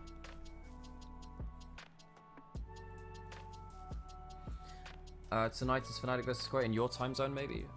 It's not. It's tomorrow for me, so it's happening in, you know, like 24 hours or so. So it's not tonight, I think. I don't know what your time zone is, but yeah. Oh, maybe if you're in NA, yeah. Maybe, yeah. But it's like in 24 hours, so I need to move this can. But yeah, I'm not going to be on Fnatic vs Koi. I am going to be on the LEC for the second day, though, on desk. If you want to catch me there. Getting closer towards our third game, so it'll be presumably JDG on blue side again. I don't want to see blue side 100% win rate, man. I don't want to see it. It wasn't yesterday. It wasn't. We saw a lot of red side win rate. However, we've now had 2 games of blue side, and if we're talking about, you know, draft deficit, I'm very surprised that draft was so clean from top esports. They were obviously very comfortable with it. Yeah, I think I hadn't recognized how big of a deal it was going to be that the Alistair wasn't going to be able to get to level 3 and be a threat, because actually the Nico really managed it super well early. In a way I wasn't expecting to be as dominant. So, oh, it's still Kalista, it's going to be really scary. And actually, no, Misfortune Nico really managed to take that Kalista out of the game. Because the Renato was used in game 1, and they didn't have the Nico. Didn't have the Nico for game 2. I think they're like, what do we play as support that's actually lane dominant? The Alistair is bad at lane level 1 into that. The Alistair last pick ended up being very bad. Yeah. When Weber lost to T1, that playoff was blue side favorite full 5 games. Yeah. How good of an idea was Gnar with Nidalee? It was fine for side laning. That wasn't really about top jungle 2v2. That was more about just having lane pressures you could push in and let the Nidalee invade. It's not about ganking, it's more about pressure into an invading, and that's exactly what we saw that game. And it was very good using that. And that's the reason we were seeing things like the bullet times from Jackie Love to chunk outpays and missing meant that actually they're then trapped under tower, the wave's there, and it gives Kanavi license to move over. And then obviously you get like the Nico gets to roam over too. While all of that's happening, Jackie Love is still threatening the turrets. It's like, well, if we leave, we lose the turret. If we go to support, we're still playing with half our health bars. It's really tricky, and that's just very good coordinated play, and that's exciting to see from a team like Top Esports, especially after the game 1 where they weren't actually that coordinated. They were behind a little, but we are back towards El Rift, and at least champion select. It's not quite the Rift. What do we call it? A liminal space before the Rift? Yeah, it's like purgatory. You know, we're here again, picking up silly little characters to play in our silly little game. All I know in my life is QWER. All I know is these buttons, occasionally a D and an F. Duf. I use spacebar to center my camera. Basically, I use a keyboard. It's how I interact with the world. I feel like at some point there's going to be a serious crossover between D's Nuts Freaks and Formula 1 memes, because DNF just did not finish, right? It's a big one for F1, and I feel like there's that joke solid memes. Sam, that joke has been made so much on the LCK broadcast. I know, exactly. I just need to see more memes of it. Like, where is Verstappen in DNF colors? It's a great question, Sam. Alas, these are things that we don't know. We should actually have a crossover with the LCK as well, because we, the brother casters, need to cast the brothers team. We need to cast the bros. Why have I not cast bro yet? Why have we not cast bro yet? We need to find, look, somehow, somewhere, as brothers, yes, we're actual brothers, for those of you who are new into the stream. You won't see this anywhere else in League of Legends. We are the only brothers who have ever cast Tier 1 League of Legends. That's kind of cool. You're witnessing something a little bit unique in that sense. Does it have to matter? No, it doesn't. You know what else could be unique? Yeah. This draft, because it's fearless, and therefore it can't be the same champions again. Did you like that segue? That was great, Sam. Thank you. As we get into our third pick and ban of the day. Okay, so Nocturne and Aurora banned away. On the other side, Skarner once again remains banned. Cassante has been the ban pretty much every time on red side. Rise, though, banned. Remember, there is no Rumble, so your answer to Cassante is starting to get a little more limited. Also, Rumble's been played. Sorry, into Cassante is what I'm saying. Yeah. Yeah, so there is no Kalista now as well. I think the draft changed a lot. Your red side is getting opened up now. No Kalista you need to ban anymore. Maybe no Rumble. I think you're much happier on red side now. Just dropping down to that one kind of always ban of the Skarner changes an awful lot. On blue side, the Cassante ban is coming on through, and that's fairly significant as well. Last ban. What are we thinking? Kindred might be a ban here if you don't want to give that over, but the other side is you could just red 1-2 Kindred Galio as a potential option. Camille up and available as well if you want to go for that style of comp. Lulu also starts to rise higher in priority. The Rakan ban away from missing makes sense. I saw a comment on Reddit somewhere. I think he's on a 27 win streak on that champion. Yeah, within the LPL. He's lost on it internationally. Arlo, though, getting Jace is a big thing to give up. Now, you might think that Rakan ban is strange, but yeah, it is Missing's best and most successful champion by far. Now, Top Esports, what do they want to go towards? Support champion pool actually quite large right now, but a lot of them are the melee supports. Now, weirdly, because you've fearless banned Nico, Renata, and Karma going towards an Ashe Braum, even blind, I think is really good strong here. Because I don't think there are that many range supports top tier range supports to punish that if they want to. I think they should go for the Ashe very early, you know. Oh, fun. They're going to go for the Gragas, which plays okay into the Jason. It's good disruption. And 369's Gragas is so strong, too. Yeah, if we're talking about Missing's Rakan, 369's Gragas is really legendary. good. If you are not aware of 369's priority on that pick, he has such a history on it. He is the best Gragas the LPL has ever known.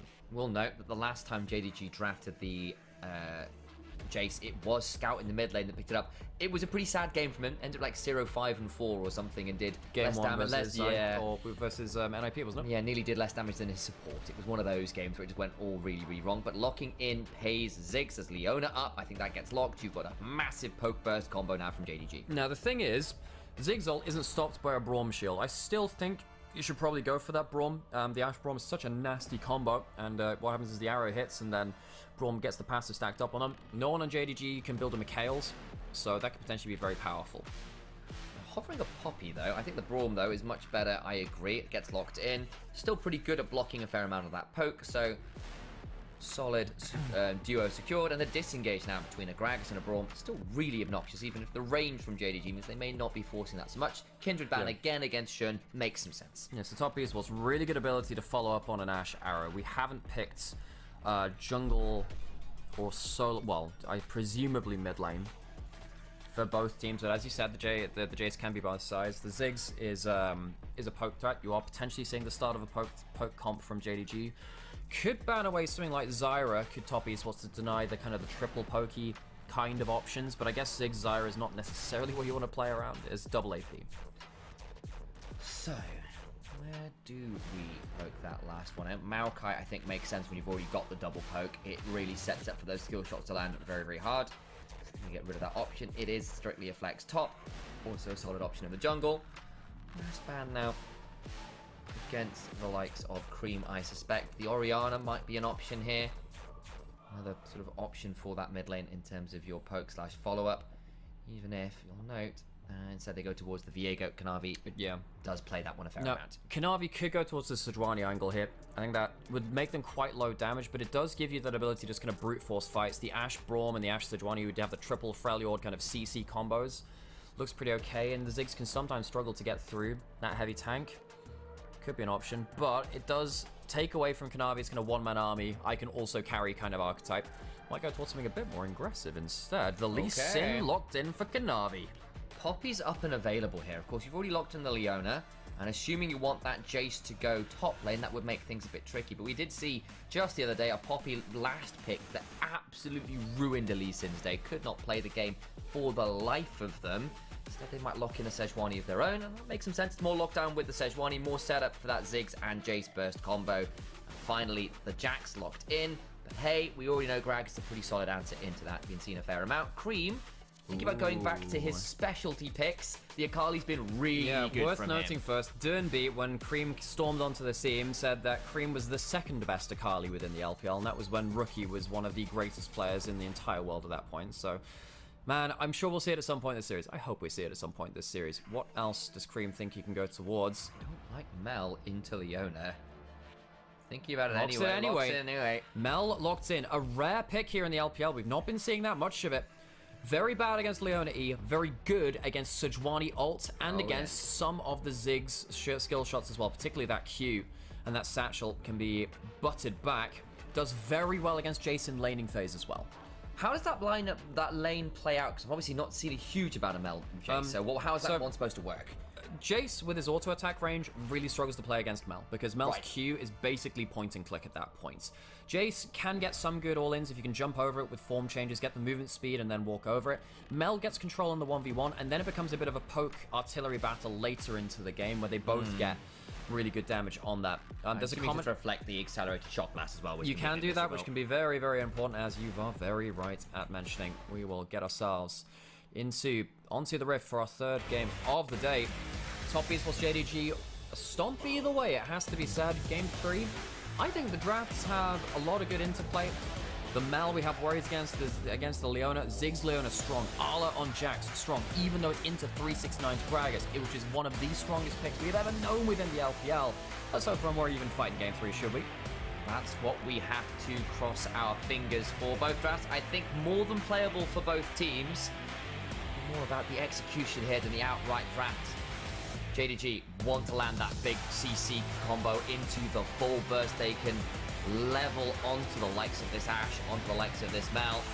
Top esports, you've got good disengage, you've got very good pick of your own between all of the CC. If Kanavi gets ahead on this Lee Sin and can start threatening this Jason Ziggs, bit of an X factor there as well. Disengage v pick, onto the Rift we go. Jdg picking the chance.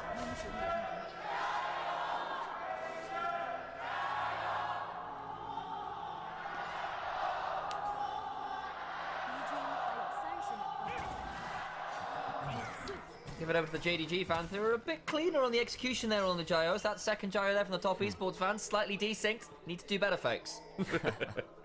Seeing the wards put down to scout out lane swaps, I think the Ashe Braum really wants to play from that level 1. Leona not good into Braum in the laning phase. Ziggs means that you can always kind of safely farm out, but still, worth just keeping that one in mind. So, JDG, much like last game, I think have the easier comp to play. Normally, that is a bit of a change. I believe, folks, this is the first mid lane Mel we have seen in the LPL, so really now? strap in. Cream locking in something new for us here over in the LPL. We'll see how he pilots it. I will say this Mel is part of the reason that I think top esports have a harder to play composition. That does not mean it is weak. It is definitely something more akin to last game's draft, where it is comfort. It's hard to play, but if top esports are very proficient at what they do, they can still show exactly how good they are.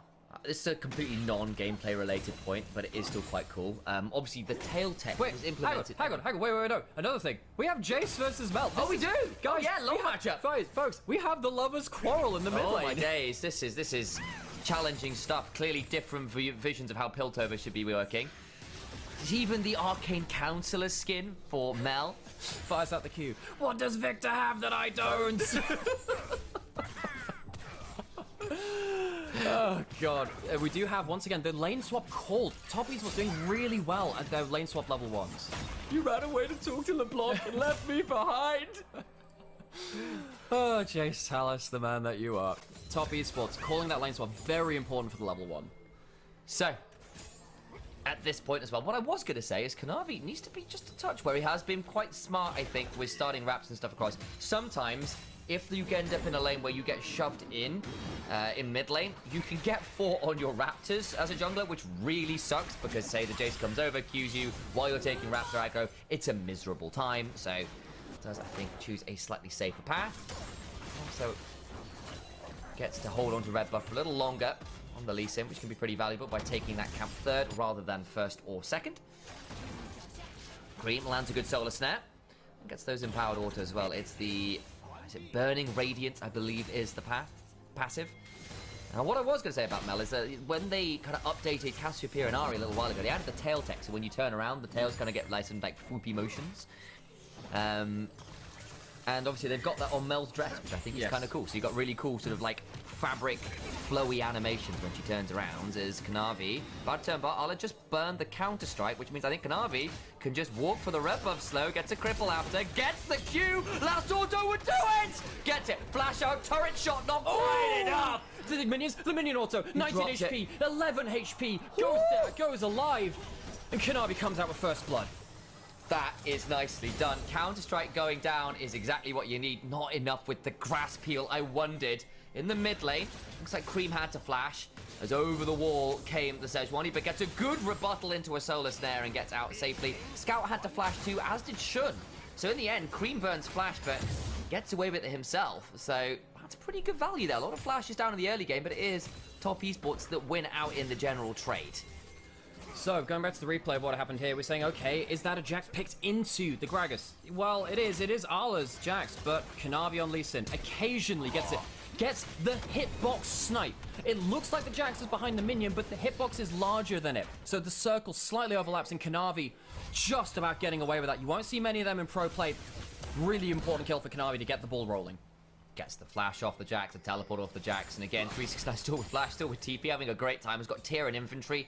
We'll see what the exact build is. We've seen a few different Gragas builds. Sometimes it's things like the Cosmic Drive. You go to a little bit more ability haste and actually just damage, actually. But 369 is often tended towards tankier options. So I suspect that might be a Fimbulwinter, knowing him as a player on this champion.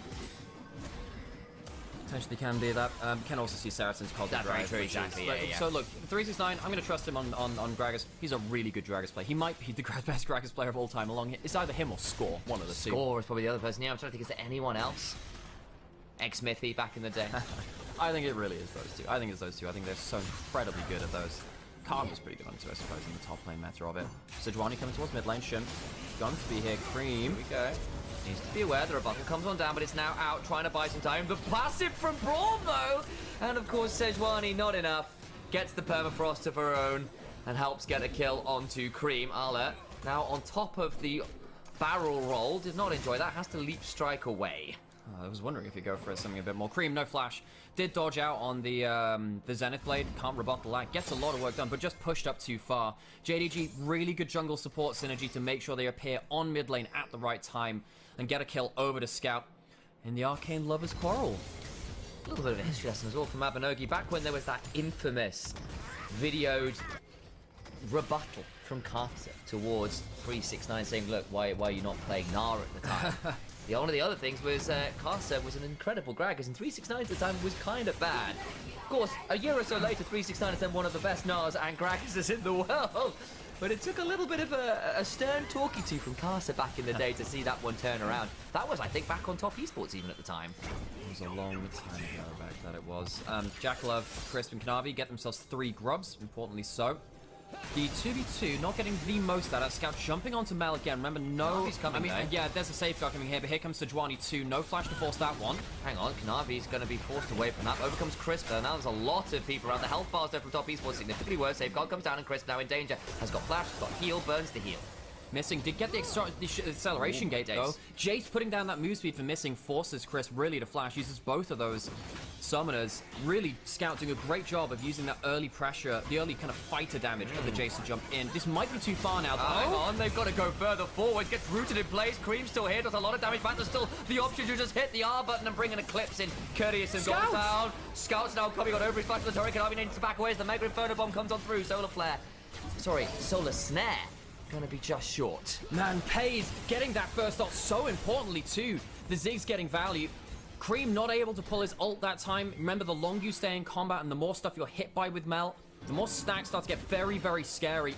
JDG really playing around this Sejuani, and this is one of the reasons we see less Lee Sin. You actually lose quite a lot of your 2v2s against tanks right now. Scout starting things off incredibly well too. Really needs an item before he can start threatening. Needs that additional healing from something like a Sundered Sky, and right now it's just not there. I think the problem with Lee Sin is that even on that one item, I don't think it makes a grand deal of difference. You need to be playing around the first few levels of the game. Does it in the bot lane. Doesn't really help in the 2v2.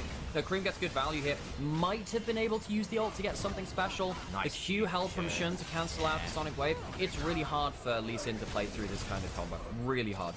Just about survives from the burn. And in the end, JDG come out with the extra kill. I think Cream as well, at this point, has had multiple members turn up to his lane and make it a lot harder for the Mel to play out with this laning The phase. wave control from Scout has been really good to punish Cream. And now you can see that the Jace is significantly far ahead in the matchup against the Mel. 10 CS up, has the kill, Cream has the death. And we know that, yeah, the Mel in a 1v1, good versus the Jace because of the nature of Jace not being that high auto-attack range, especially compared to Mel being able to trade through the wave very well with the Q. But now we're at a point where I don't think that's nearly as relevant. Scout at a happy point now. Yeah, gets a little of assistance. Shun and Missing turn up, well, 3 times now, but the damage is done. It has helped save that lane, and now puts Top Esports into a position they were kind of in the game 1, where they were down the prior lanes, and it got very tricky. Jackalov doesn't spot this out. He uses the Hawk shot elsewhere. Doesn't spot the Tribe Rush. And there is Shun. Cleanses away, buys some time. Cleanses down. Now the arrow comes down onto Missing. Arla is here, but I think that's just a dead Leona. That it is. Kanavi gets the kill. Jackalov cleanses the ignite, so Missing doesn't get the extra damage. Doesn't spot the Sejuani Leona, but just has the damage to beat them about the face. 3 grubs over to Top Esports, early Dragon as well. Despite the early mid-jungle 2v2 and I suppose the 3v3 going in the favor of JDG, the objectives are going to Top Esports and they're happy with that. 369 goes under turret, tries to get towards this turret plate, will do so, and walks away casually down the river. I actually wonder if this, right? If we get one more skirmish, we might get ourselves a Ruinous Atakan. Maybe. We shall see. Kanavi takes that dragon, and with the special animation on that Lee Sin skin as well, gets a cool dragon kill. Leona goes down towards bot side, Sejuani's here too. Lee Sin is here and has level 6, and he has that ult. So goes on to Missing, but here comes Shun. Exactly, Jackie comes on over, will go hopping away with the safeguard before the Permafrost Bat can come on out. Kanavi needs to time that one out and does. Kanavi could look for another Q, misses that one. Ola did have flash, did have ult, but I think Mel moving first was a little bit spooky to JDG. Choose not to go any further on that one, as we have ourselves a bit of a split map. Grub spawning in 20 seconds, Top Esports feeling no pressure to rush them because they have 3 already, and they'd rather trade actual plates and actual gold instead of those grubs in this point, because Jackalov is pushing so heavily in the spot side. Jackalov's Ashe yesterday was absolutely critical in Top Esports getting the win against BLG. He was so good on that champion. Yeah. See that no one started up the grubs that quickly. Cream just going to be clearing it out in this mid lane. Lee Sin going to be recalling for presumably Eclipse first item, which will give them a lot more assassination threat. I'll get that just now. Sejuani starting up the grubs, but as we can see, it's a little bit slow. Teleports are needed to be called just to make sure that Jackalov doesn't get himself too much gold from the spot side. Holds on to whoever Arla comes back. He's got Merc Treads and some bits in the inventory, but nothing super scary as yet. On the other side, Ionian Boots done for 369, tier stacking. Seeing kind of the style of build 369 going towards, it likely will be that Ceres spots that Shun. Doesn't have that steal passive, one? Gets one. Yeah, that's nice. That's all he really needs. He gets the might. It stops the objective mark for JDG as well. Work done. It's an Eclipse build on the Lee Sin as well to really get a bit more threat on that one. Yeah, we did call that one out. Got that first item. Says, all right, now I'm ready to fight. Thing is, Lee Sin needs to get disproportionate value. Has 2 kills. Shun is a damn good Sejuani 2 historically. So needs to fight against the matchup. I don't know whether we had this conversation as well, but it's going to be the Locket first on Shun. It's not an unending despair or anything as well, so a little bit more about that utility and setting up the team for success rather than the individual option. Yeah, I haven't had that talk, but good call out there as well. It gives that extra shield. Means that potentially Leona doesn't have to go towards that. Maybe they can go towards the Zeeks too. We've got a big roam up towards the Mel. Spots nice out now, read. so that's a good route. Doesn't block out the accelerated start flash, but it's Scout. Of course, how can we not speak about Scout as well? His Jace has been historically very, very good within the LPL, despite him having a bad game against NIP. I'm not going to knock that against his record too much. He's had too many good games on it for me to write off this champion. He's done very well in this early game. JDG, if they were to make it to finals, a lot of how they made a hit is off of Scout and how he manages the macro of this team as well. See if they can do it. They've got very good side lane for a hit with a Jax and a Jace, of course. The Ziggs as well, providing an artillery piece from the mid lane to support any of those 1v1s and be a good turret taker in their own right. Problem is, in this early game, still being top Esports got more of the pressure on the turrets. Got a bit of a combo here onto Arla. I don't know whether we'll see the Sonic Wave come on down. Kanavi hops away, and then comes the Mega Inferno bomb as well.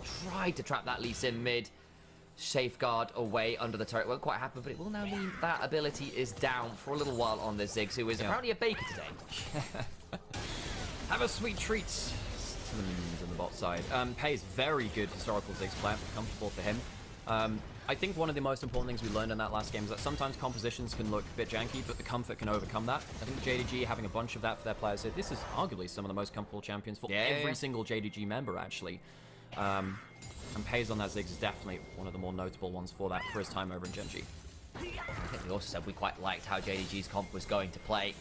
Land that first bit of CC, throw in the burst afterwards, especially when this Jace, this Ziggs are farming really well. Somehow 369 is the person just behind Scout. Not usual. You see top laners in the current meta feel like they're the ones getting solid amounts of gold, but has picked up a number of plates into this Jax early. Really want to see what he can do on the Gragas in this game too, because it's not that intuitive what you do, because you can't stop the Ziggs getting that much damage even if you punt him away. The Jace same with the Shock Blast. You're probably looking to punt someone into the team. Maybe you can get enough value by punting the Leona at you and killing them before they can be a big engaged threat. This is a difficult composition to play for top esports, though. That's the takeaway from me. I think JDG come away with a more... Yeah, look, you can just slam your CC and all of your skill shots on one target. That's valuable enough. Top esports have to do a little bit more problem solving. I think if you can combo your CC between the Solar Snare, the Ash Arrow, the Brawl Mult, then Gragas coming in afterwards, you can definitely punish someone like this Jace if it decides to go melee range, for example. But realistically for JDG, I think this Jace and the Ziggs, at least if they've got decent wards down, unlikely to be a true threat. 369 is on the slow side, a weak side of the map. Gets onto turret, but here comes Shun. Flash away from the Glacial Prison. 369 stays alive. Shun saving his mid laner somewhat and kind of also denying any dive as 369. This is also while the dragon is about to come up. So 369 uses his ult, uses his flash, does have teleport, but now has significantly reduced value at the dragon fight. JDG, if they get towards the objective first, they're in a very strong spot. You really have to play around a good, very quick pick around the Ashar to get that space back at that point. Top Esports might just choose to leave this alone, though, go towards top lane cross map and not fight the dragon. Crisp puts up the door. Let's take a bit of chunk afterwards, though. They had at least got some decent wars down here. It's Kanavi. Dodges the flail. Backs away for now. Passive begins to be stacked from Braum, but good damage from the volleys, actually. Jackalope getting some decent value there, but you can see that, you know, one bomb from the Ludens, with especially the Sork Pen boots as well, does a decent amount of damage even through Merc Treads. Pei's doing a good job with skill shot accuracy. While all this is happening, we do have Melvis farming up in the top lane. Top Esports, I think they're happy to let this one go. They have 4 grubs, they have the first dragon. It's not the end of the world if they let one of these go, but they do need to be quite careful of letting JDG onto too much of an objective game. They're going to stop the recall with the Ziggs ult. They are. Take some damage off of Jackalope, who will be looking for a recall with a little less health. There we go, and I think the other thing is Jackie doesn't have first item yet. It would have been a difficult fight at just a half-bound axe and a recurve bow, so they'll back away, come out onto the map. There is that Kraken Slayer, feeling a little happier about the game state now. Yeah, not going to be the Untold Wild Arrows. Wants the extra move speed, I suppose, a little bit from the Kraken Slayer. 7% does help an awful lot. Kanavi 2-0. Starting to get towards the end of his power spike here on the Lee Sin, though, especially compared to that that Sejuani who's about to go towards what looks like a Randuin's Omen, which is very good versus the Ashe, because obviously most rolls attacks kind of count as crits, which is kind of scary as heck. So you're getting a good flat damage rate against them. Top Esports not really sure what they think their win conditions are. JDG, I mean, they're playing around, you know, lane push, they're playing around good objectives now at this point. Now they've hit their items. Herald is up. That's very important to deny from JDG because they have the Ziggs, but they also, Top Esports need an acceleration factor, and this Herald can be that. And 369 is still 1,000 gold up on this Gragas. Could end up being a bit of an extra carry in the backline. Actually going to be doing a fair amount of damage with this build, as we've seen. The Seraphs to a Kindle definitely is going to be that cosmic drive. There's a comment in chat from Sobi. Give us game 5 and I don't care who wins. You know what? I feel the same sometimes. Scout. JDG Top Esports with this rivalry. Scout is going to be safe at this point. Overcome Shun as well, was looking to shield there. Oh, no! Sonic Wave wide as well. 369 will throw the ult out. What has he done? As I think he might just have gone all in. Gets the Glacial Prison now onto Kanavi. The arrow out onto Shun, but that's not the easiest target. They'll do a fair amount of damage back and they stay alive. Sonic Wave lands. My dude! And there's what teleport was happening summons there? as well. Teleport coming out from Cream just to protect the play, but that means that no one's defending bot side. Yeah. Big mistake from 369 on his Gragas. Went for that Seraph, more damage, but seriously, big mistake there to open up the map. Oli's going to take a turret. As now Top Esports are floundering, they need to fight somewhere else. Shun just cues away from the Glacial Fissure. That's like most of the ults down from Top Esports. They really wanted to play for that. Atlas, remember, has got TP still, so now that 369 has gone bot lane, that's over. Big mistake from 369. I mean, I get wanting to play around the Lee Sin, and Kanavi had a really clean set of mechanical plays, I suppose, besides missing that first Q. Blocks out the Sejuani ultimate, manages to kick the Sejuani away, does about as much as he can, but you're playing in the power spike of the Lee Sin. That is not the goal which you want. Herald's going to be started. At least Gragas' ult is back off cooldown again, because he's built so much CDR, but not going to come and contest. 369 going to try and trade out on that bot lane tier 1. Well, this sucks now because you do get the tier 1, but you're giving a Herald up potentially over to the Ziggs just out of Q range. Kanavi would have to hop. He'd have to ward hop in. Cream coming in. Good route onto that Jace, who actually takes a lot of damage there. Needs to be a bit aware as Script steps on forward and forces the flash out of the Jace. He is Q, forcing Shun away. He doesn't have the ult just yet either. Mega Inferno Bomb still not going to be enough to secure as Kanavi picks that one up. The eye will be picked up on Jackie Love and Chris, who may need to flash out the back of this pit. Do they need to do so? Yes, they will. Chris gets to stand behind me. How do they do that? It's a highway robbery from Top Esports. They get the Herald, and they get out. Missing uses both of his summoners. I mean, I guess Jackala flashes away, so the summoner trade goes slightly up towards Top Esports, but at least you deny the Herald from the Ziggs push of JDG. I mean, also, Scout basically got rooted by Cream, and Cream went, you can't stand here anymore, and Jace had to flash away. So, Cream, decent job there on one side of the fight. Normally don't love to see the mage separated from the rest of the team. You normally want them stood behind someone important, but again, the Lovers' Quarrel on the top side of it works out this time in favor of the Mel around that fight. Falling behind in terms of overall gold, but good usefulness there from Cream on that CC. They get the Herald, and that would be really good to try and throw down mid lane, because trying to remove a Ziggs from that mid to claim turrets is so obnoxious. We've known for years how good Ziggs can be at managing lanes, just clearing up minions in general. Very, very hard to siege into. Dragon spawning in a minute and 15 seconds as I speak. That might be our next port of call. Randuin's just completed by Shun, so that slightly cheaper build with the Locket first coming to fruition at this point. Jackalov, important item breakpoint hit for him too. Kraken Slayer gives you some move speed, as does the Zeal. So actually, you're quite good at dodging out on move speed now, on skill shots with that extra move speed. So watch out to see how Jackalov plays with approach velocity and this item and a half with tier 2 boots as well. If he can start space gliding, maybe that changes things. Quite far down in XP compared to Pays, but still good item breakpoint. Trying to force JDG out of that bush. Arla not enjoying trading into this Jax right now. We know it's a pretty solid matchup for the Arrow. Gragas, Shun in slight danger as the arrow comes on through, but the Mega Inferno Bomb now tried to clear out the wave. Still got a cannon minion, still got the Herald. Let's play this one around. Cream coming in to try something, but Ashe Arrow not able to do that much right there. And worth noting, Jackalov with move speed, it dodges out on skill shots potentially, doesn't have the best anti-tank killing potential right now because you don't have something like a Lord Dominic's Regards, which you'll really need against that Randuin's item, second item. 369 is just rolling barrel after barrel here. It's looking like the Red Baron up here. That is fighter race numbers of barrel rolling. I was about to say, the best barrel rolls since Star Fox. Jackalov getting punted away a little bit there. Dragon has spawned. Top Esports really don't want to let JDG get ahead in terms of dragons. I think if they start to hold a soul point over them, this game gets very, very difficult. JDG they have a very powerful Ziggs to play around. I think Pei's farming so ridiculously well to 225 in just under 21 minutes, doing very well there. 2 items, full stacked here, so that's got his mana kind of just giving him infinite skill shots really to throw around. Crisp walking up and trying to secure vision. Steps on in, there goes Kanavi, Glacial Fissure after, going to try and jump onto Missing, who does just about get by that that Brawn passive of the concussive blows, gets the kill. As the Leon goes down, nice combo from Kanavi to keep looking for Shun. The cask back into the wall, and the Sejuani is pork. Bacon for breakfast. As Torpedoes keep trading, Kanavi gets to chunk out the Jack as well, head over to this dragon, nicely played. Yeah, Scout ends up taking a tower for this, but a big mistake from JDG on the approach. They don't take it slow enough, and they allow the quicker combo of the Lee Sin Braum to get their 2v2 damage down. JDG, a mistake from them in an important moment, allows Top Esports ahead in terms of the objective game. I think Pei should be able to just execute that. Does so. That Ziggs damage finally comes back to fruition. And it is an extra turret, and that is still good for JDG. The Herald in mid lane didn't really get anywhere near threat for that. For those of you who are complaining about Kanavi in Game 1, look at what happened in the game since that. The Nidalee was exceptional. 4-0 on a Lee Sin in a draft that's hard to play it in as well. Kanavi really turning up strong. The one-man army himself, bringing all the reinforcements he needs. You see that Jackalope walking up, being able to really threaten that Braum passive. Very, very powerful. And Kanavi gets himself isolated 1v1s and 2v2s. There's a bit of anti-synergy here as the kick comes through and then 369 gets the knock-up, so it actually cancels out the flash kick. But hey, we forgive him those ones, they get it anyway. And he rescues it afterwards because the cast comes over and pulls him into the wall. So it all works out in the end, even if it was a bit of an awkward bounce house. But the damage is done. That's now a Sundered Sky on this Lee Sin. A lot harder to manage. And a reminder, folks, if Top Esports were to make finals, we would have ourselves the LCK exports of Tarzan versus Kanavi from Griffin. The teammates on Griffin, Kanavi, the substitute to Tarzan, in the finals for LPL. We would have a Griffin jungler winning another LPL title. Kanavi, of course, won great many LPL titles and has been a world semi-finalist and MSI winner as well.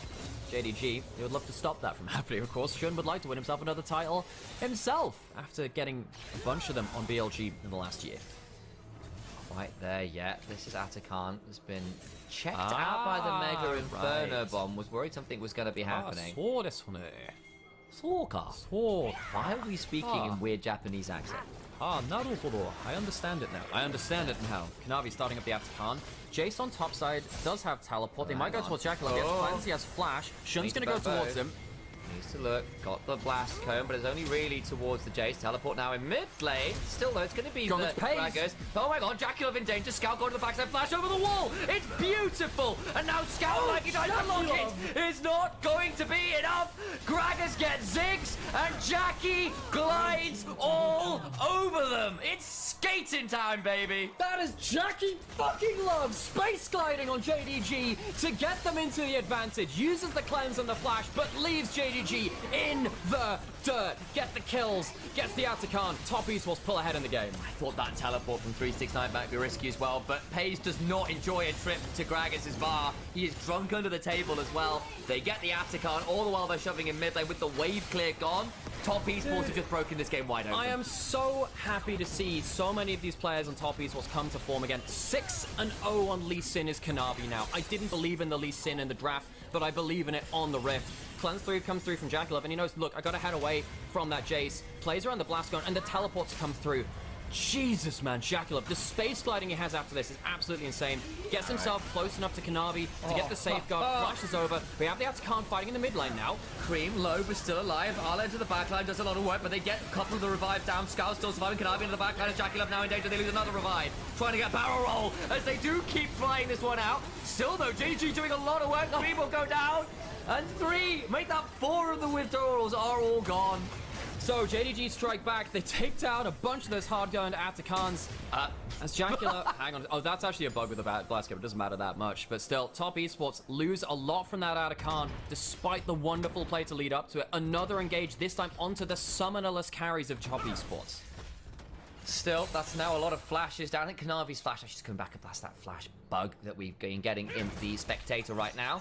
Let's have a look at this one. So basically, double teleport to make this play happen, as they do get the turret, but then Scout has turned up here to make this one very tricky indeed. And they manage to break the Atakan shove. Comes at the cost of Scout's life. They still lose that tier 1 mid.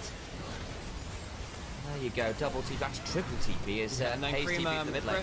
Cream learns the difficulty of hitting back a Leonary, yeah. That one sucks. So, top Esports still with the advantage. Dragon lead.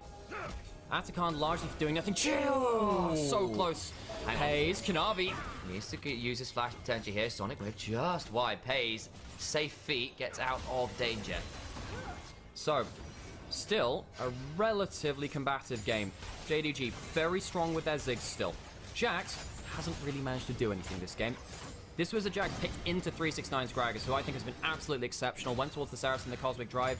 A lot of damage on this pick. It's hard to play it out. Need to get the right angles, but has been doing well at displacing the backline at the right moments. Jaculov 2.5 items going towards the Vamp Scepter. Not the best tank killer still, but very good at minding his own business. Scout has a Kanavi on his tail. Needs to be a bit wary. Remember, you just burned all of your TPs to make that play mid happen. Scout will die for this, but does get that turret. Dragon's up, though, so this probably means sole point for top Esports. Well, they're heading slowly towards it, so I don't think that's the case. Missing's back in base too, so he can't really do much about it. So JDG, they get a tower and that's it. Scout realizes he's overpushed and he dies for free there, sadly for him. He has good gold lead, but how much can he really do with it? Hang on a second, he's got a gold lead, level 16 for 369. Maybe can take an extended player onto Arla, who's caught out now, slowed by the barrel. Barrel roll, #1 comes through, and with this amount of ability, they will keep coming through. Cask away. That was nearly taking a counter-strike onto the Ash, but it doesn't matter. The kill's still secured. Another solo laner dies. Towards the dragon they go. They get more value. JDG are getting a bit lost in the source now. They push out too many side lanes at once, and they can't cover the entire map. Baron is up, but they don't have the damage to start this, so top Esports, they take the dragon for free. They're on soul point.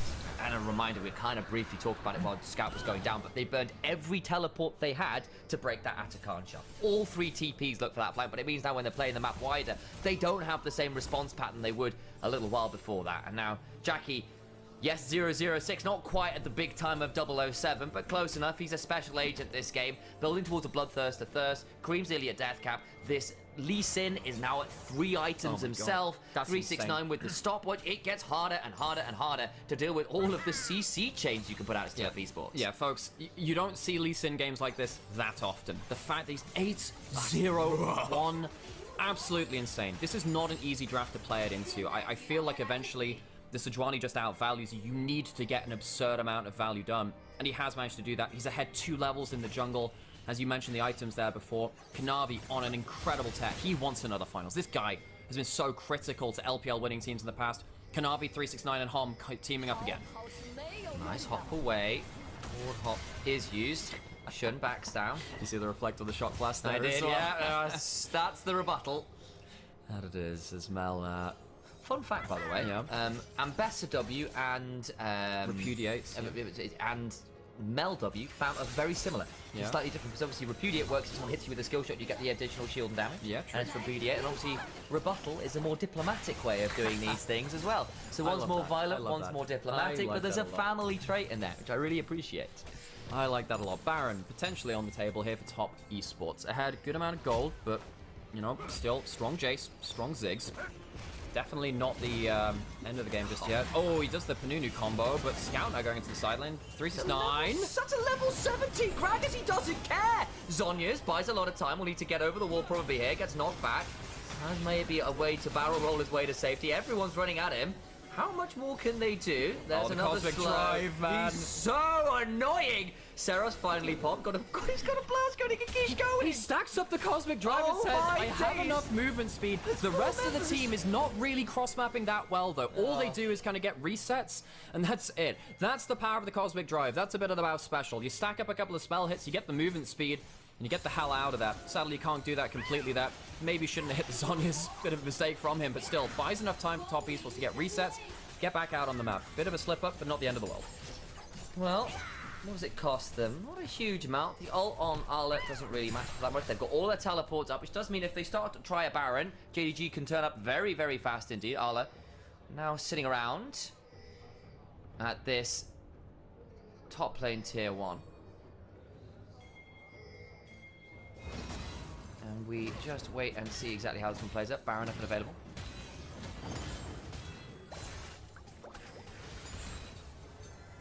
As the wards all swept away. Scout going to try and split this one up. And you have still got increasingly annoying side lanes. Level 16 on Arla, level 16 on Scout. They've gotten 3 items at least for Scout, 2.5. The Zhonya's active. available for Arla with our arm guard, so you can start to try and play the map a bit wider here too, even if this Gragas in the 1v1 is really annoying for both to deal with. Al Capol in Twitch chat saying that Soul is absolutely disastrous for JDG. I agree, particularly when you've got so much ability to split the fight, survive through Eclipse. The Ocean Soul means that you can't walk up Sejuani into Lee Sin at all, really, ever now. And then you're also then looking at things like this Gragas is already incredibly annoying, just getting more incredibly annoying, which is going to be difficult to deal with. We go from there. As a red buff invade comes on through, Arla with the counter-strike, knocked away. Red buff was secured though by JDG, or by JDG. The problem is they're going to lose Shun for it. That's your jungler dead for a team red buff. Flash forward for the Winter's Fight, the Glacial Fissure, Chris Blow, but still just fine. They go forwards, it's 369 in there. Kanavi flashing away, staying alive, and they keep playing out. But look, Scout and Pays are untouched. Jackie cleansing the Burning Radiance, and the Eclipse comes on through. Mel finally has value. Scout in the backline will not die as Jackie stands and delivers again. All the world on 30,000 arrows. The rookie of JDG, well, he's a little bit more veteran now, isn't he, Pays, but he has been left alive, the newcomer, not able to solve anything, and he's being teleported on. Oh, Pays, welcome to the LPL. 369 gonna bop him down. With another JDG player, 369 knows where his bread is buttered and brings the Ziggs down to size. Now, folks, I wouldn't normally do this, but because this is a co-stream and we are very thankful for the support of our followers, thank you for Harold, who got us a coffee order midway, a coffee order midway through the game. Harold Hamhad, my God. Harold, thank you so much. Kanavi, I mean, we did say he is so strong. You basically can't walk into the Lee Sin at this point, especially with the Black Cleaver and everything, the Eclipse HP damage. This game is so hard to play when Lee Sin gets an isolated 1v1 like that. The problem is they burn 3 critical ults to make that play happen, even in the full 5v4 then. And it got really dicey because Arla, Scout, Pays do so much damage. Look at the health bars on top esports. They nearly get everyone, but there's so many shields. The Burning Eclipse does so much work as well. Missing, died again. Dragon's gonna go down. So all of those low health bars, imagine how much more you can play around when they start regenning. And they start going up with 3 Ocean Dragon regen alongside the Soul too. Top Esports, this is a difficult composition to play. Their last game was a difficult composition to play, but they are playing it so goddamn well. Also, slight moment here as the Soul comes down. This game gets quite annoying to call because you've got a Leona with Eclipse, you've got a Lee Sin who's built Eclipse, and the ultimate for Mel is in fact blazing, Burning Eclipse, yeah. Whatever it is. One of the two. Something about things being on fire and eclipses. Just a little note. Put your sunglasses on, folks. There's a teleport coming in from Oh, Scout. boy. Oh, he has been spotted. You do not want to walk into that Lee Sin. No, the blast cone buys a bit of time. Won't get any more. Gets out safely. Shun looks for the ult. Gets it on to Jackie Love. Potentially a big moment here. They get the kill. Kanavi now in danger. 369 around. Scout still on that flank angle. Can be dangerous. Mel isn't here. She's in mid lane. How much further can they chase? Not far enough. Kanavi ports away. Gets out of the Winter's Flail. Another slow land. Scout still on the flank here. Could jump onto so many members. They're going to look into the backline. Mel throws down the rebuttal. Buying time. Missing in there with that Eclipse. And the Zenith Blade doing so much work. Pace goes down though. And they still can't win the damn fight. Took in that GA value on Kanavi. Big knockup again from 369. Who is such a menace as Chris puts up the door. And they're still winning when their damage dealers are dead. Because they've still got a Lee Sin. They've still got AP Gragas with a Sorcerer's Elixir.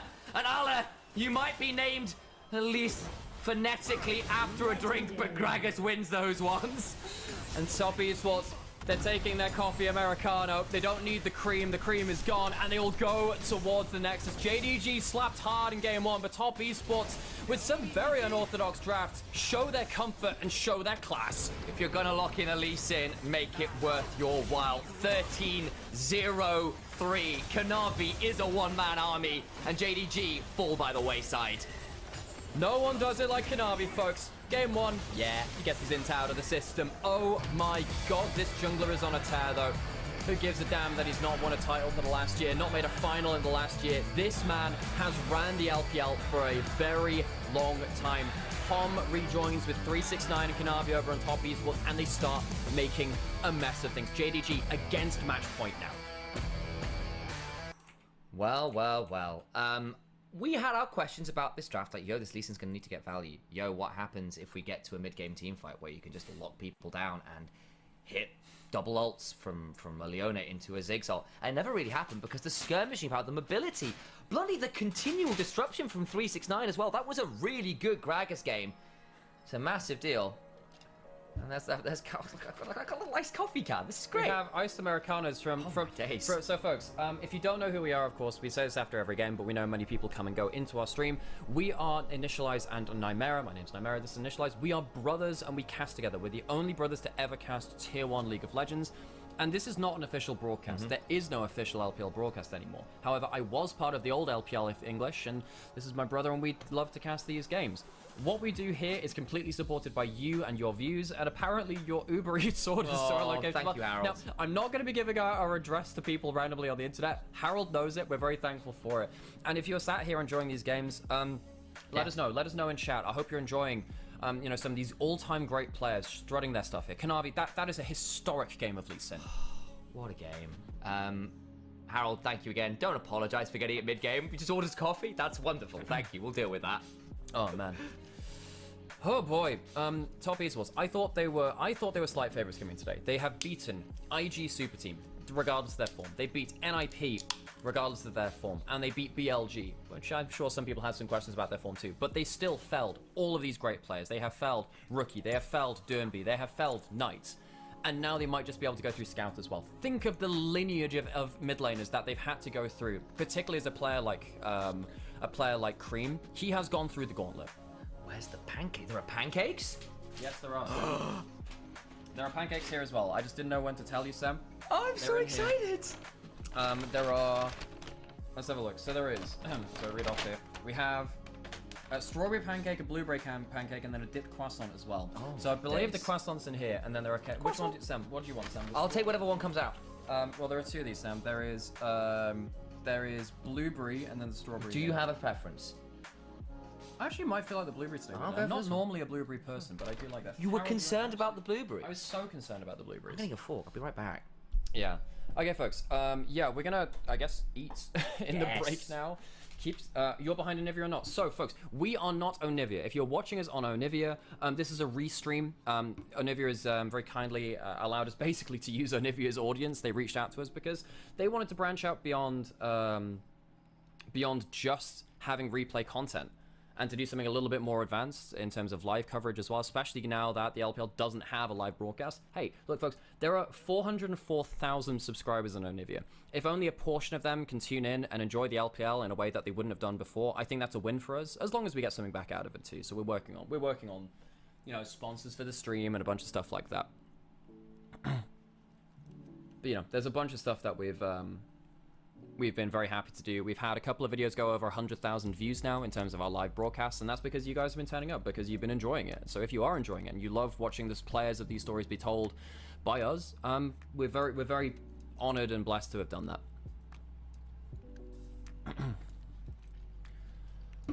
Oh man, time to get hydrated. What a absolute stomp of a game from Kanavi.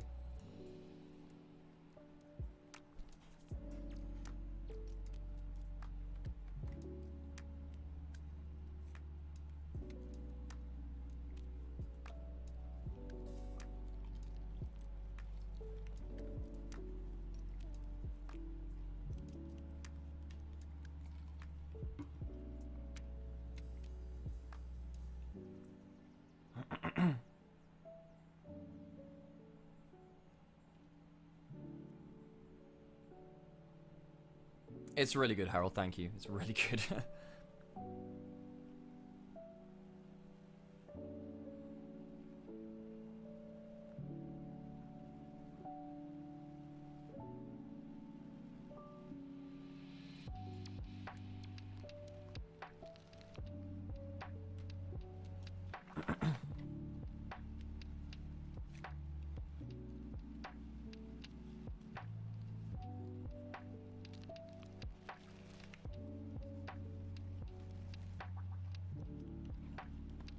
Does anyone love to sing lyrics, but you change out the words from meow and nya?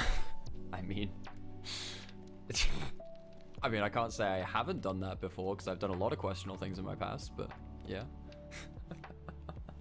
Did Jackie actually get a single kill himself? I'm actually not sure. I think he actually went 0-1.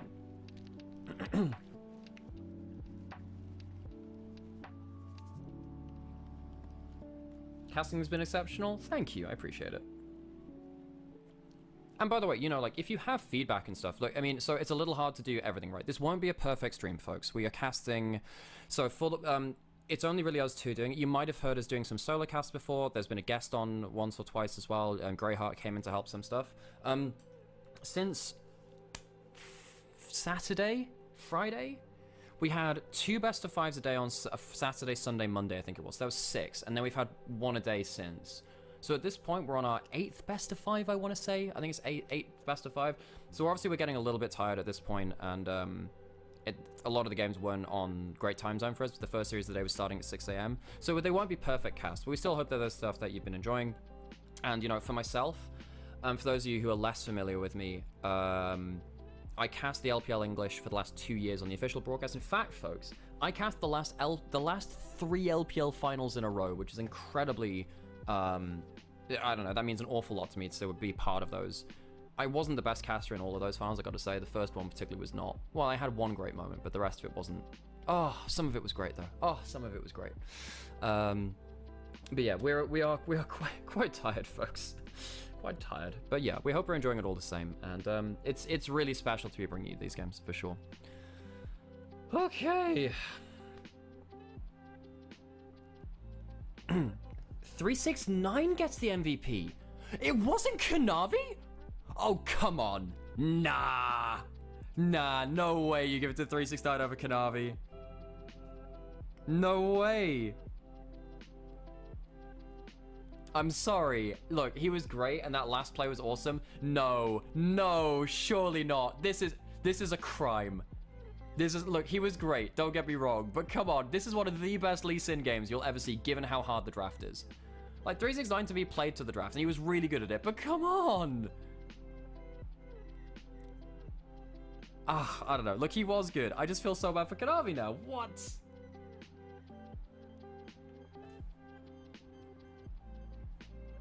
You think Onivia should be the official league live stream and broadcast? Hey, well, we're happy to be on the restream here. Absolutely. What more did Kanavi have to do? End world hunger or what? Yeah, I know, right? Are you kidding me? Are you kidding me? Jesus Christ.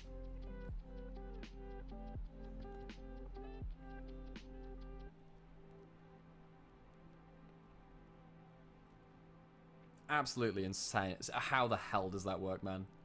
Ugh. I don't know, man.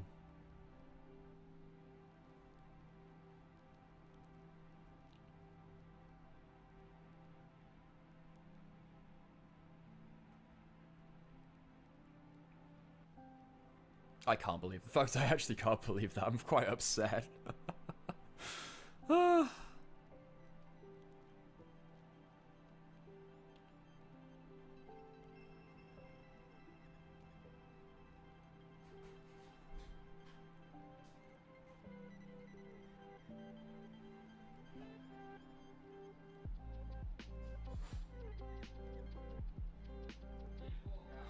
Yes, please.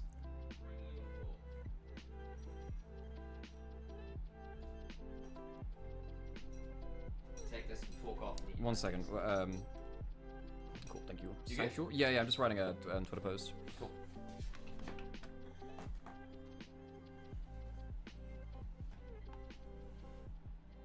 I 13-0 and 3 and 369 gets the MVP. Man, I mean, it was a really good game. I'm very salty because Kanavi is very good.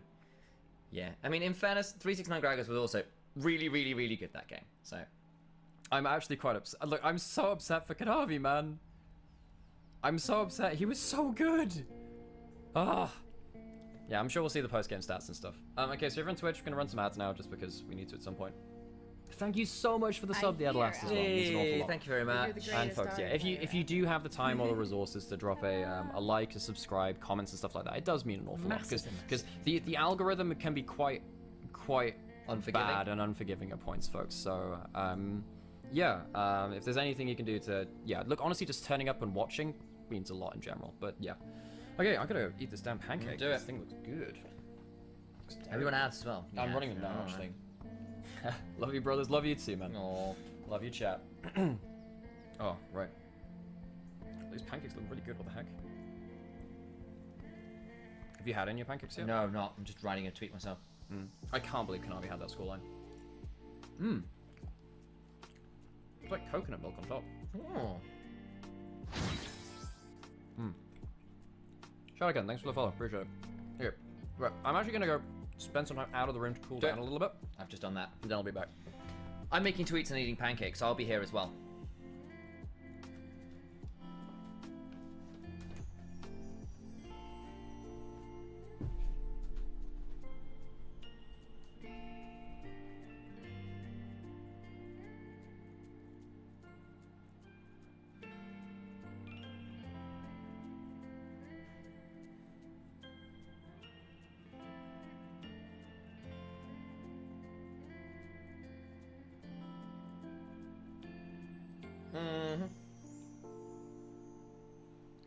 Oh, right, I need to actually eat some of this pancake goodness before it gets cold. I'm very excited. Oh, strawberries and chocolate. This is just good. You go, have a look. It's going to need to focus. There you go. Very excited. I maybe should have had a knife as well. I don't want to have to. I'm going to pick up the whole. Do I have to go get a knife? I kind of just want to tear it apart. This wasn't. Do I just eat it as a big lump? I don't want to eat them. Am I going to have to do it? I should probably just get a knife. That would involve leaving again. I'm going to turn the camera off briefly so you can see the score. There you go. Look. It's 2-1 at top esports. Ooh. Ah. How exciting. Yeah, go eat, Mecca. Remember to get sustenance, folks. It's important.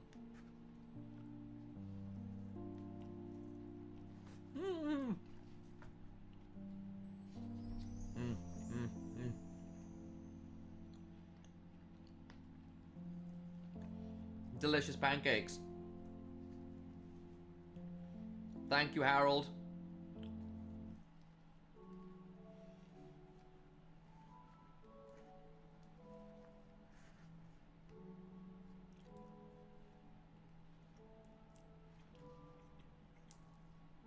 Mm-hmm. 7 a.m. here, I just got mac and cheese. It's never too early. My go. It's 4 a.m. for you 88 buys? You psychopath. Thank you for hanging around, but my days it's late.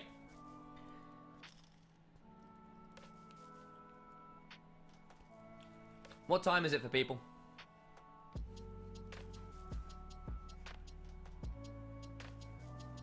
Is there a food shop open at 8 a.m. at 4 a.m.? Depends where in the world you are. If you're in London, oh yes there is.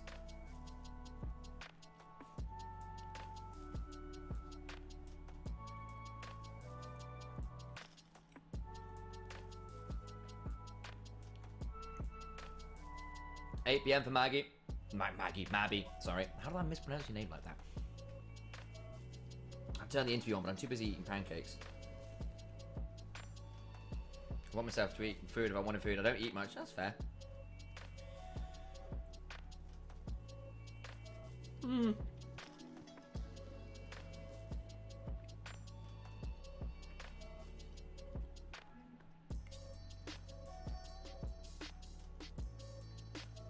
Just so many pancakes, and this is great.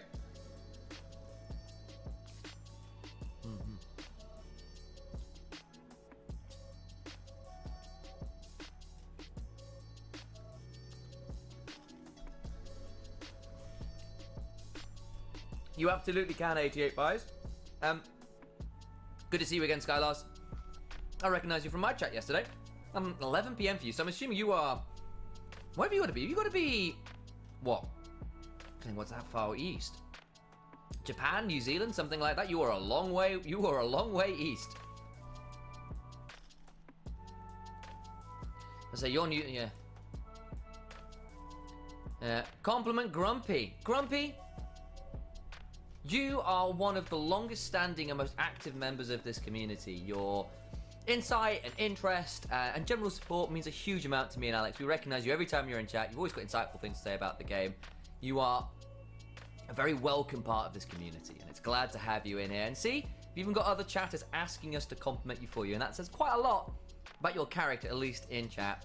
And there you go. Is it over? Oh no. One more game to go, at least. Top Esports lead the way. Just won a red side game, which is pretty big. Means they're likely back on red side, though, coming into this game 4. But again, a lot of those big red side bans are gone. You don't have to deal with the Callista. You don't have to deal with the Rumble. Skarner's still an issue. Nice one. Just got off for work. There you go. No, you've still got at least one more game. At least. Oh, I thought the draft was starting from that Nope. tone of voice. Some people in chat were just asking. Say, is it over? Say, nope. Not over yet.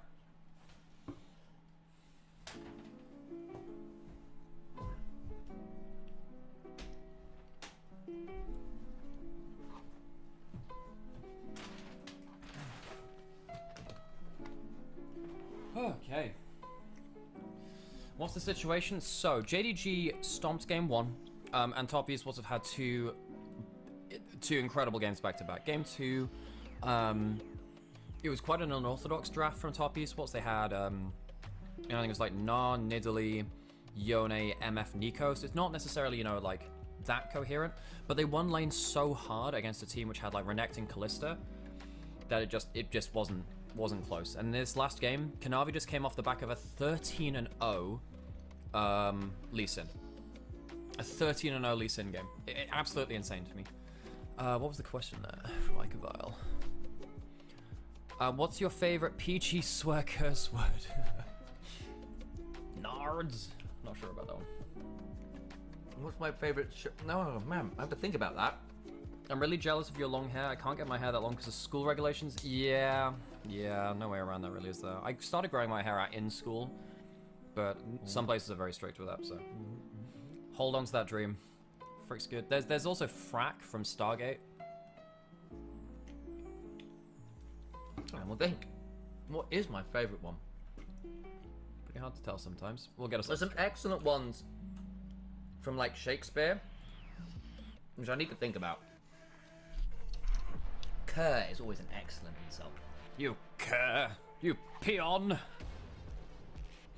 Peon, also excellent. There's a lot of good ones, folks. We'll be getting ourselves into draft fairly shortly, folks. JDG on the brink now. Playing against 3 of the most important members to their organization in history. Coach Hom, top laner 369, and Jungle Kanavi. Of course, you could argue that Kanavi made JDG into the team that they were. I think you could argue that 369 and Knight made Top Esports into the team that they were. Knight's obviously been knocked out by Top Esports the round before. A lot of history here. This rivalry, JDG Top Esports, 3 finals between them. Each of them absolute bangers. 2020 was really the era where this matchup started. It took a year off, really, last year. Yeah, they had some good games, but they weren't at the top of the tree. That was BLG. Now, Top Esports and JDG have really come to show us something special. Game 4 starts now, as we go into the draft. Can Top Esports finish what they started? At this point, JDG starting to ban away some of those pocket picks. 369 Mordekaiser breaks apart a lot of compositions. On the other side, Skarner, Rise, still banned, understandable. It's Cassante let through. It's been banned a lot by JDG this series. Do they feel like they've got an answer into that very annoying tank top laner? That is the question. Kindred ban again. Kindred banned again. Shun, big player of that champion. He was denied the Nidalee earlier in the series, but it's not like it's just a denial. Kanavi was damn good at it. First pick Cassante, but the Mordekaiser gone means that there are less anti-tank options. There's no Jace to smash the lane. Even the Nars pretty good at that too, right? 369, good game so far. What does he have to pick into it? You highlighted that the Rumble was gone earlier into the draft as well. Jakulov takes Lulu. that. Could go towards the Lulu. Jinx Lulu can break games at this point in the series when you've lost a lot of your engaged supports. Does feel like one of those big archetype picks, and that can be one way to deal with it. Cassante just hyper carry out of it. Okay. So the way that you beat this now is either you match the hyper carries, you can go Zeri Lulu maybe, or you lock in something like a Blitzcrank right now. Given the form that Missing is on, not sure I love going towards the Blitzcrank angle. So what's the plan? There's some fun hovers here. Samira was always an LDL special in Fearless Draft. Hasn't turned up in LPL yet, which I'm very sad about. But hey, I appreciate the hover. It can be a way to deal with those enchanter hyperscaling lanes, though, to say, look, I lock Nautilus, I lock Samira, we run at you, you die. And it can be very, very scary. The Kalista lane didn't work earlier, but the Nautilus still locked in for missing. It's playmaking. Suggests to me, though, that you're going to need something to go alongside it. Are you going to go for something like a Draven for Pays? And they do lock it in. All right, JDG, I see you. Into Jacula of all players. We go Pays, another notable player of the Draven himself, though, from his time in the LCK. Very different. I don't think Pays has been the issue in these games, not gonna lie, folks. The Kalista game felt like it was really just suffering for missing Alistair support pick getting blasted out. The Draven Nautilus, pretty damn good. Hook champions into Lulu work very well. This is actually very risky now from top esports. That Lulu needs to do well, unless we're gonna get something really random, like the Lulu switching to top and the Poppy going into support. That's going to be a lane that top esports will want to avoid. They have been matching the lane so far and beating out in laning strength. They'll have to avoid that 2v2 potentially at level 1 now. Fairness to Crisp, he's played a mean Lulu so far this playoffs. In fact, Crisp in general has played a pretty mean playoffs. Player, again, who has been pretty maligned of late for his inconsistent performances, particularly when he's off his comfort. Hasn't been an issue, though, so far today on the whole. Now JDG trying to pinch cream a little here. The Tristana gone, the Akali gone. Obviously, you're 3 games deep. There's 6 additional bans behind that in terms of mid lane options. Slayer and Rise on the side of top esports. This mid lane pool is getting quite limited here. This is where Fearless really starts to rear its ugly head, isn't it? Where you try and look towards your win condition, but then random things just don't quite complete the puzzle. Or they have something Wukong makes sense.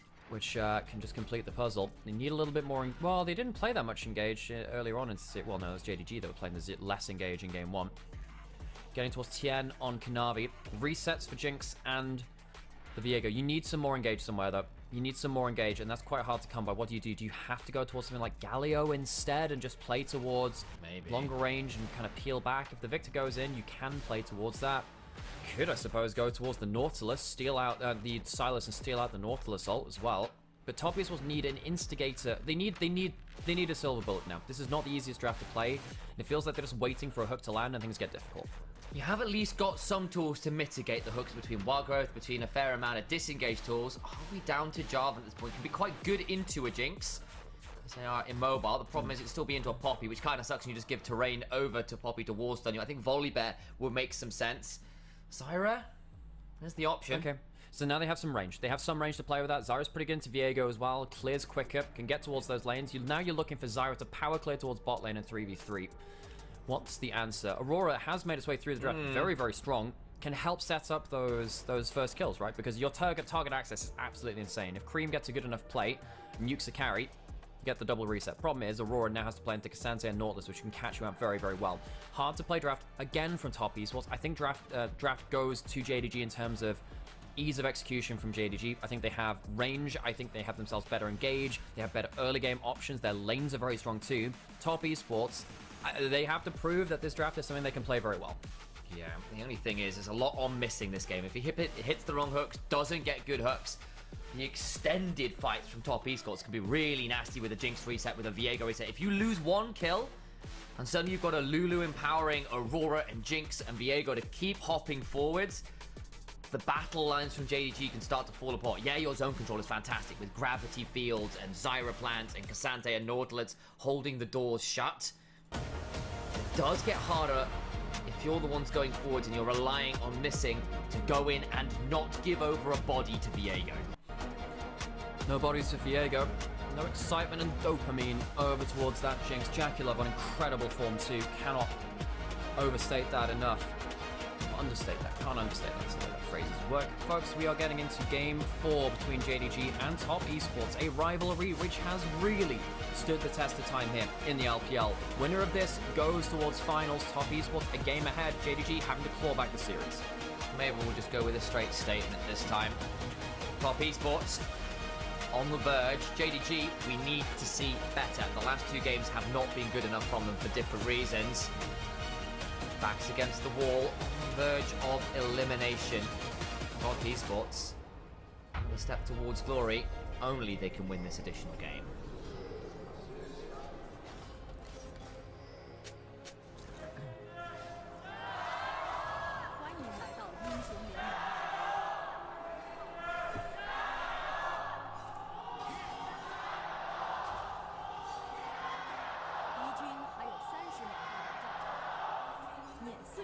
Crowds chant.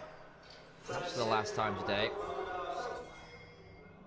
Got a little bit of the speaker announcers there.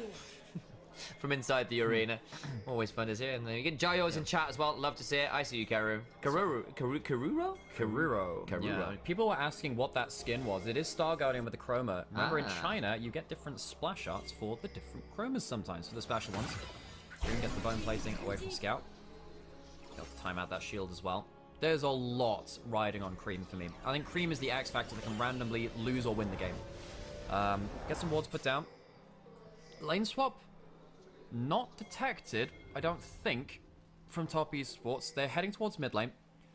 They don't see anyone heading towards top lane right now. In fact, 369, no, Ala rather, is going to walk away. No, he walked over a ward. I think he walked over a ward. So they know now, do they match the lane swap or not? They're actually going to go towards standard lanes. They want the Poppy into the Kasante.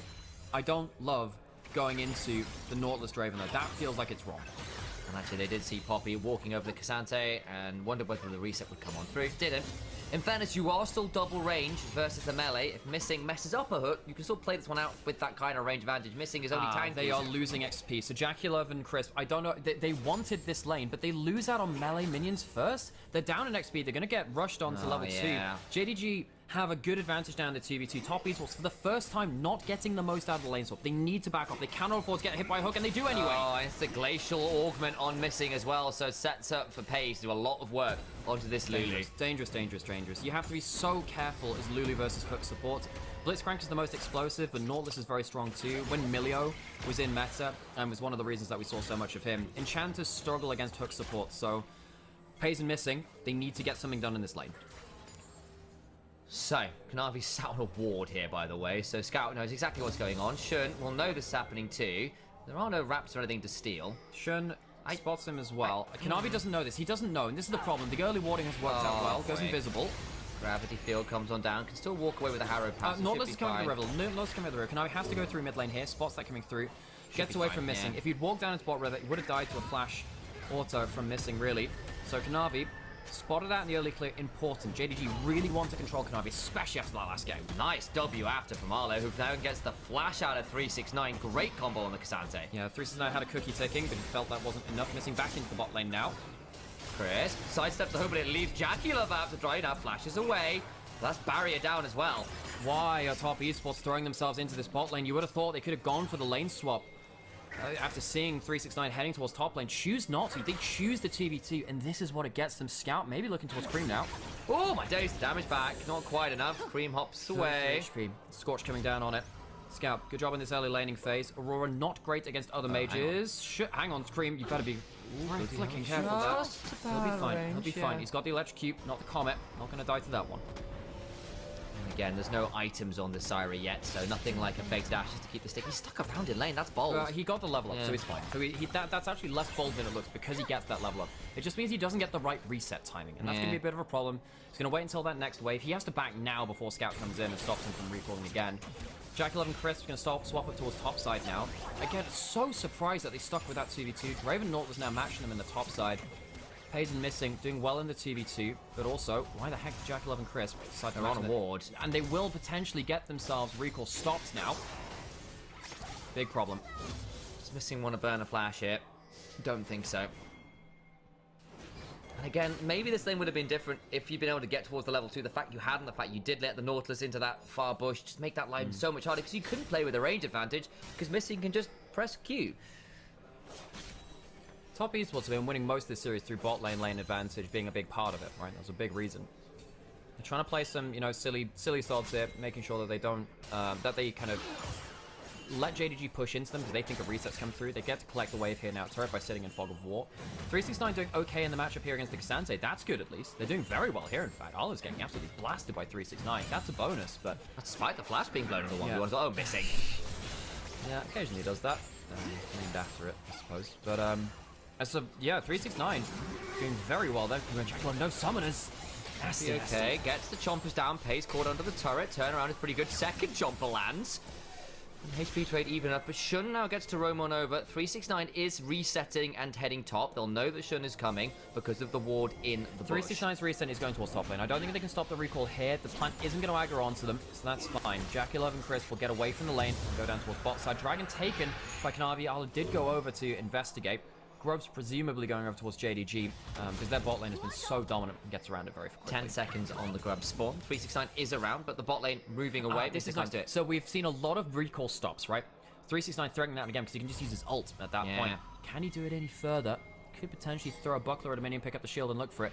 Double objectives over to top esports. This is not what I expected at all. JDG getting good early laning phase out of this bot lane, but not transferring that into anything. They haven't got kills in bot lane. They're coming over now. They'll take Ugrub and back away, I think. They can't stick for anything more, so that's probably pretty wise. You stop the full set going over. That's fine. And that's a pretty solid trade. That's totally fine. You know, 369 is doing completely fine. Next time you get around to the next Grubs, I think he'll be happy to frontline. One thing that's worth noting, Draven hates playing against heavy tanks, like very heavy tanks. And Poppy from top lane can be that. So 369 getting ahead, getting a lot of the bonus out of this lane swap, even if the Jinx hasn't, might mean that instead top esports can fight around the next Grubs instead.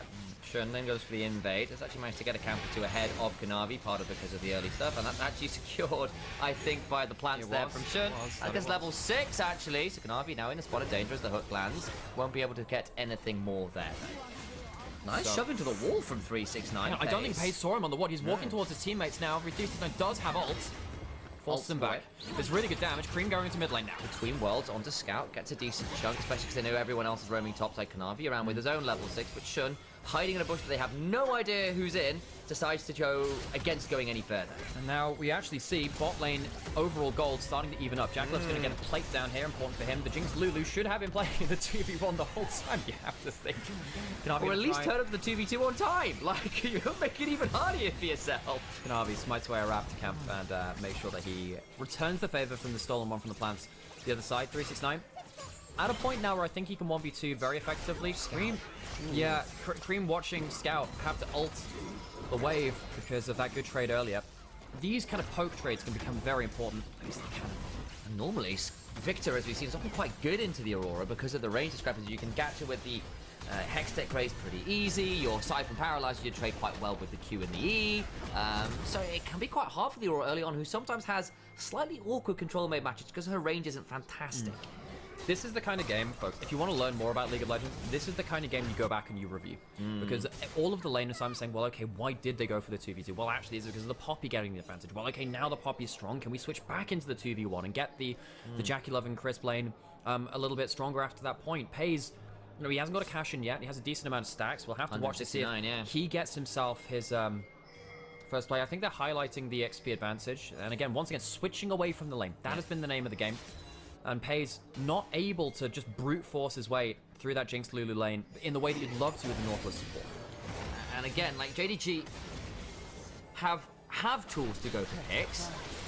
It's often a little easier on a defensive front than on an aggressive front. Missing really the only truly aggressive member of the team, unless you've got a good Cassante flank. 369 now going to be in a 1v2 on lane, but with the Chain Vest already, not going to be the easiest target to just bring down under turret. And also he has good wave clear with the Sunfire Cape as well. If you try and dive him with the Nautilus, good chance you get locked up and killed. You're going to lose some chip damage on towers, but I think you're okay with this overall. This is the first plate which Draven's got his hands on. Managed to get that W there. Not out of auto attack range though. 369 going to take some damage. Takes a decent chunk. A couple more of those whirling axes come flying on through. And Pace gets a good chunk onto that Poppy. That's important. Now that means that 369 maybe has to teleport back in. In fact, that's exactly what he's going to do.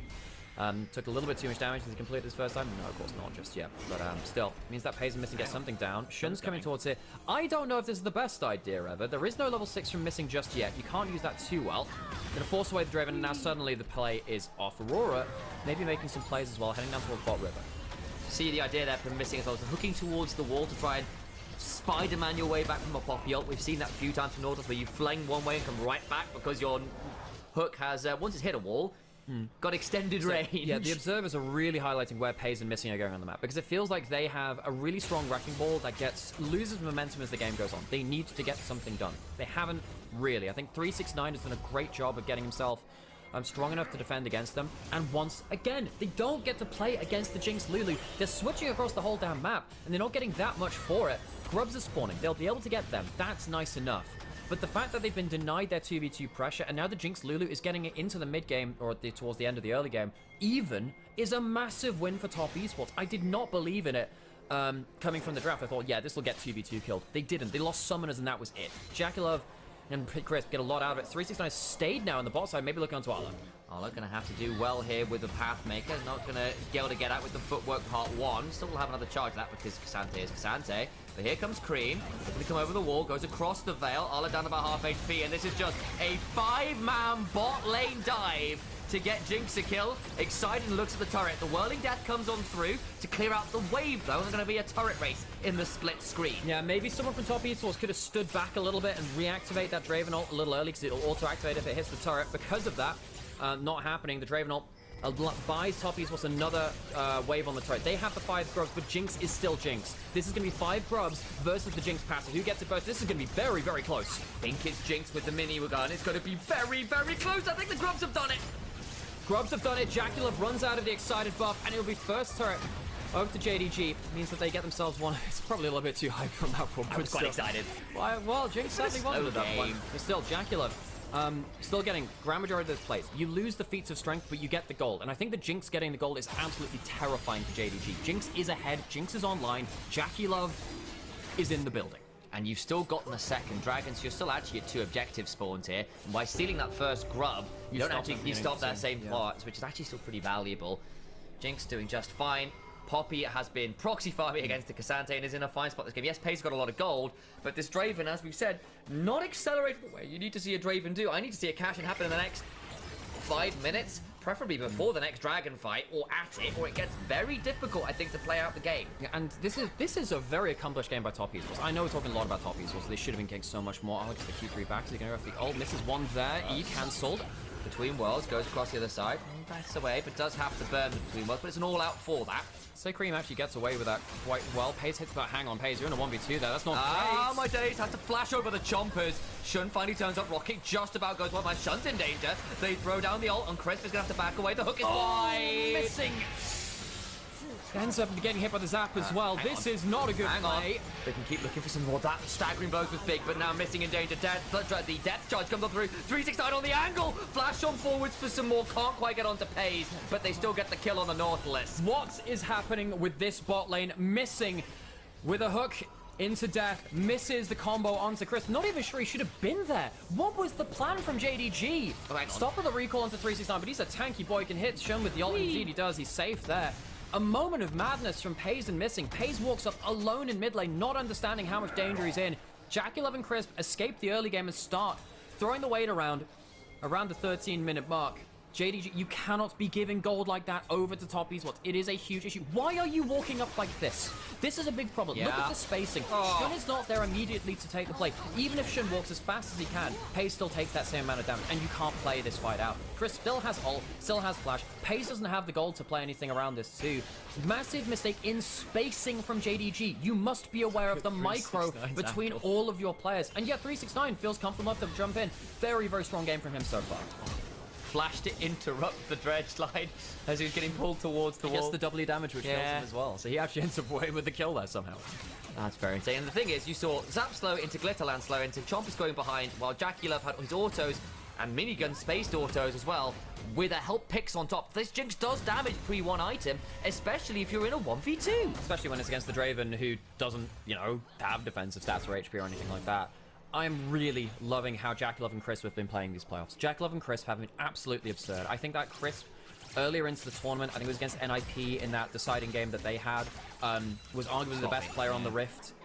Sorry, really good. I don't know why I said sloppy. No, not sloppy at all. No, in fact, he was the MVP on that Lulu game. It was absolutely insane. Folks, we've seen a lot of games that can be... Look, we normally say, oh, Crisp, sloppy. No, he's been fantastic on Enchanters so far. Jackulov and Crisp, so cool to see them play at this level again. If they can reach their upper potential, which we rarely see from Crisp nowadays, this team could go all the way. That's what I get for not letting finish your sentence. I say, because the Lulu, you're absolutely right, it was insane. First pick worthy, in fact, when they did it the last time. Game 4 versus NIP. Yeah, it was really, really good. So there you go. My apologies. That's what I get for speaking too early, guys. swiftly proven to be wrong. It happens on a regular basis. Good comment in chat as well from Nan in chat. Jinx just finished Cull. Have to talk about that one too, because it means that now suddenly gold advantage over things a little bit more potent. Draven has a Bloodthirst, so Draven needs a cash in, but Draven, I don't know whether they can get that easily. Draven gets a kill with 331 stacks. They're going to get 1,500 odd gold between kill and cash in, which is insane.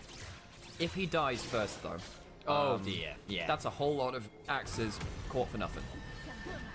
Herald, I don't know if that's come up quite yet. No, 15 seconds on that one. Might be something to keep our eyes on. It will also be sole point for Top Esports if they get the Cloud Dragon. Kanavi finds Shun. Misses the E as well. The Grass Spear as well. Kanavi has to back away. Needs to now find an angle out here. Pays. They really Where want does to give Kanavi Pays. go? Not many Ult places. over the wall. Ult over the wall. Whirling Important Death. stuff. Whirling Death! Gets the cash in with the stacks. The stacks give the execute. Massive mistake from Kanavi. And suddenly the Draven's on the board. Huge gold swing. That's 1,000 gold swing right over. Holy moly, from 600 gold high into 600 gold ahead. It was about 1,200 to him. Pays, gets paid. I don't know what Kanavi was thinking there. The whole team from JDG comes over. Suddenly now, Kanavi off the board for the Herald. The Herald's going to be taken. I guess Top Esports can come around for the Dragon, but that's exactly what you didn't want to do. They've been doing so well up until that point to deny Draven value. And Kanavi gets a decent initial start onto Shun, assuming his time's in a position to play, and they weren't quite. Cream spotted by missing. Cancel with his teleport. That's the big thing there. Oh boy, that's still Crisp being on the bot side. Arla in danger. Tries to go all out. Misses the Q3. Massive shield. The polymorph down. Arla tries to continue trading. My days, this healing is ridiculous. Arla gets one with the Q3. Slows will come on through. And the Rocket secures one back. The Omnivamp from All Out saves Cassante and gets the kill in the 1v2 despite the great polymorphs and slows from Crisp. 369 goes down. Getting a bit messy now. JDG pulling ahead in terms of gold, and Top Esports, I suppose they'll get themselves the Dragon after this. I'm not even sure about that one now with the random stuff that's gone through. With all of this, remember, it was the Aurora that ended up getting their teleport cancelled at some point, and the teleport from mid lane from Scout also helps kind of cut Kanavi off. Has to get the stun onto Arla, then just doesn't manage to sidestep that quite in time. Doesn't have the vision to see it over the wall. He had Crisp and Jackie in the river, but they didn't respect the control ward bush just off mid lane, and Hayes and missing Miss Ad in there, and they got to move first and caught Jackie Love and Crisp off. They couldn't join in time.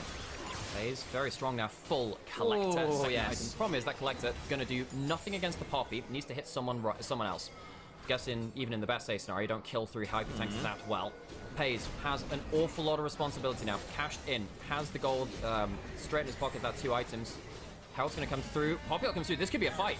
Missed it, but it ducks the minions away. Chompers onto missing, forces him to flash. Stranglethorn's up onto 369, but he gets a shield courtesy of the Whimsy. Be okay.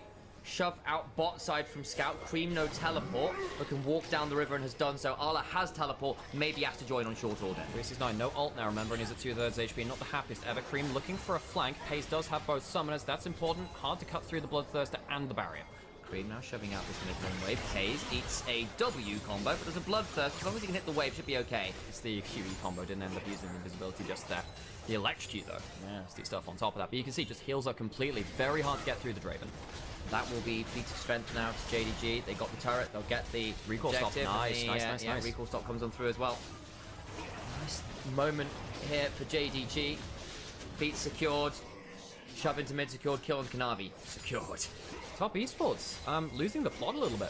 For all we praised them in games 2 and 3, JDG starting to pick up the pieces now a little bit. Pays very far ahead. Top Esports not exactly sure where they're going. Pays has both summoners here. Hard to get much out of this.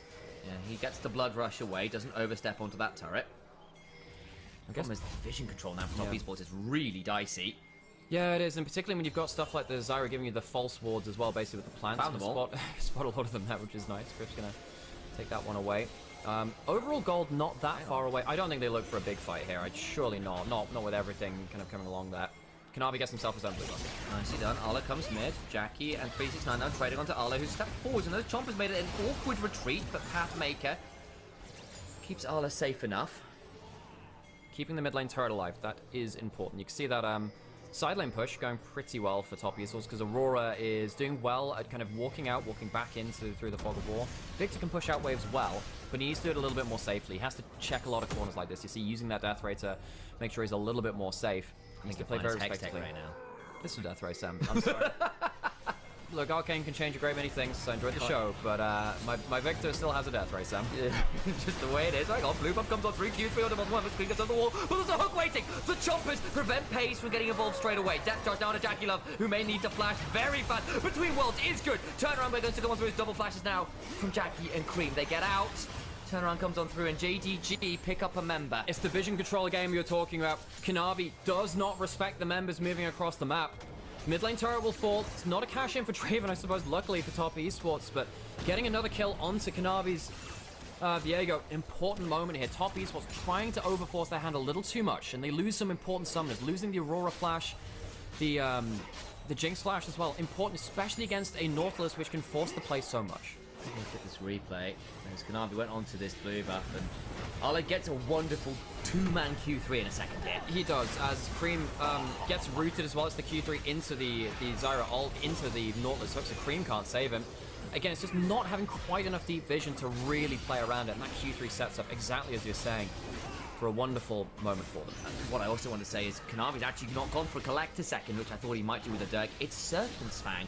I guess to try and manage the Locket and the Bloodthirster shield. Bloodthirster, Locket, the Seraphs coming in from the Victor. It does, and the Cassante as well, a little bit unorthodox, and it's a fairly cheap item. Missing hooking there, gets the E out. Nice waiting to buy some time, but the Arcane Storm comes on and Cream now low, but that's a very deep teleport. 369 shoves one back, gets a W down, gets pushed back briefly. Keep trying to play for the pace, comes across between worlds, just solid flash away. Into the backline, the hops back away. Arcane won't chunk him out. Oh, Cream very nearly set himself into death. Got to be so careful. You give another cash in to this Draven in strange plays like that, and the game could just fall apart. Very lucky to get away with that one. Top Esports didn't really want to give up control of the Atacon, I suppose. 369 not here now. They don't have the best front line. Jackie Love needs to play so defensively without his talent flash. Stop Ola finding the angle. Cream has come back on in. You can start to play this one out. Missing very low though, and that's your engage option. That's important. That is important. Actually, Top Esports, they've overcome the first bit of this fight. 369 back with full HP, strong front line. Now Top Esports might even fancy themselves an Atacon start with the HP bars being low. 369 will spot them out. We'll want to spot a recall or two. Grasping roots just wide. Plans still come on down. And they've got control. Here we go. Messi just backed. He's not here. Yeah, but they didn't see him backing. That's the important thing. And I think the fact that they don't know means they get away with it. Here we go. No, wait. Hang on. Page just backed. Pace just back. Pace did just back, and maybe they did see that. There was a blue trinket. So the Atacon start is known. They will be getting shredded. Shun does have flash and has a lot of damage. Shun might have another Atacon steal. Needs to try it again. The Chompers by a lot of time. I think it's just gone. Needs to get the secure. And Kanavi gets it. What about the fight after? Because it's all well and good getting the withdrawals. Doesn't matter so much if you lose them all. Missing, knocked up, and between worlds! Strangle Swords is solid, but the withdrawals continue to fly. Missing just about alive! Just about alive! They finally get a couple backers. Jackie Love begins to get excited. Chompers come on down, and they'll take 2 kills in trade for a couple withdrawals. It's 2 kills, 3 withdrawals. Remember, they're about 2/3 value, so Top Esports trade up, and they still get onto the map quicker too. Missing an Ala off the map. Top Esports somehow get their way towards this Atacon. I thought the fight before this was so perilous for them, but they managed to get 369 back out onto the map and take a fight while Paze was back in base. Shun couldn't get himself close enough facility, went towards the bot side instead. And Draven can't quite get to it. See how long it takes to get through the Poppy. It allows the wall stun to come through. A fantastic 4-man, I believe. Aurora Ultimate gets a ton of damage. Cream, we said he has a lot of responsibility here. I think he paid it off. Kanavi nearly got that last Q off to kill Missing and then get the Nautilus body, which would have been huge. The thing is, Jinx got a couple kills out of that. She's now actually ahead of the Draven again. It's very, very scary. Dragon's up. I think Top Esports might just have found themselves back in command of this game. Cream looking for a combo. Doesn't get himself the electrocute. Misses out on that E. Gets the Q onto 1, but still scary stuff. Cream, no flash. That's a big thing. They don't have as many summoners. The bot lane from Top Esports. Hang on, that's on the Pace! They can keep jumping. He flashes away. Polymorph stays alive. Now 369 on the front line. Could be in danger. Between worlds, though. Gets Cream into the back line. They murder him. The burn's there. It's wonderful stuff for Top Esports. We'll make sure that Jingdong Gaming are ringing the bell that tolls their own death. Kanavi will go and make sure the Heartbreaker is true. They can get mid-tier 1. They can go for Baron on spawn. Cream got everything. Cream playing some of those old retro arcade games. Hops off one side of the screen, turns on the other. It's like he's playing Asteroids and slaps Paze with the celestial object. goes down. The Draven can't play. The fight is won. The Baron is won. Top Esports in command. Has Shadow Flame now. The Dark Seal's getting stacked. And again, he plays with the Between World wall hops so well. Pays down for the count. Earns them everything they could ask for and more. Hayes throws his ult out and Desperation. desperation. Didn't get the laning lead that they wanted. Did get the mid game they did. Got that cash in. But Top Esports have just been that more decisive, that more creative when it came to the angles on the map. JackeyLove on Chris, particularly for me, moving around the map to make sure that they are safe and effective. No deaths on the Jinx Lulu versus the Draven Nautilus is absolutely absurd for this point into the game. See if they can keep themselves a clean sheet. Dragon has spawned. 369 is tanky, but doesn't have flash. Needs to be a little bit careful approaching that fog of war. Doesn't get hooked this time. Missing, sadly, not the best accuracy this game. Kanavi with an additional Dirk in inventory for a collector build means if Kanavi gets a moment onto someone scaring the backline, it's a lot of damage. 369 goes in, gets a decent knock up. Cream. Mystic's also nearly done a Cream! Between worlds again! 369 charges all into a wall! And there's no way to stay alive. Shun tries to get on out to safety. 369 ulting away. Cream in danger! Gets the Nautilus on the way, but it's still a cash in for Pace. Oh, that's important. He did die before, so he lost some of those stacks. JackeyLove took so much damage from Shun that the HP bar advantage will be enough to force top Esports away from the Dragon itself. Kanavi's taking a red buff, which will affect the entire team and give them some regen. Shun needs to be very, very careful. He's now. Oh my god, Kanavi, very, very strong, but does not want to be walking into Pace. He's going to blast over. Where's 369? Needs to use it onto the Draven, I think. Uses it, gets out. That's important. 369 could have flashed onto Shun. Oh, 369's Poppy. What a game 369 has had on this little Yordle with a hammer. So critical. Great in the lane swap. Great in the fight. Scout. And now Scout is caught out. He doesn't have a flash. Oh, Scout. boy, the teleport's supposed to be forward, but I think it's going to be too little. It's going to be too late. The walkover is back. The zap over the wall. Body secured. Kanavi steps forward as a mighty victor indeed. Top Esports, they have found themselves the needle to thread. They're so well. Kanavi gets himself out the unstoppable, missing, not able to be the difference. JDG will be. Hang on, Shun doesn't have that flash. Tries to get rid of the ball, can't quite do it. Hex flash. Crisp is low, can't walk towards that spot, my friend. The ward spots him out. Close enough. We'll calm down for now. Hard to go over into Poppy, especially when JackeyLove has both summoners as well. They're teleporting though. Shun's walking around the back. He's looking for something. Onto 369, not the easiest target. Aurora not here, doesn't have the teleport himself. 369 the back away. Kanavi now comes back on over. Jackie still free firing though. The help of the picks. Doing so much, but Kanavi tries to get one of the backside, but it's a good side step from Shun. Jackie still free firing, still alive. They lost Poppy, but between worlds, not enough to get the kill as Shun goes golden, but he's on top of choppers. They're armed and dangerous. And Jackie gets another. The gravity field is good, but Cream goes across the veil to get out of the zone control, and Scout now in danger. Tries to get an Arcane Ray and a Hex Tech Storm. That's not enough. They pick up the tier 2. And JackeyLove is very excited about another return to finals. This is your public service announcement. Top Esports are back. JackeyLove is back. 7-0-5 on the Jinx. The LPL AD carry that won them their World Championship back in 2018 is absolutely on form.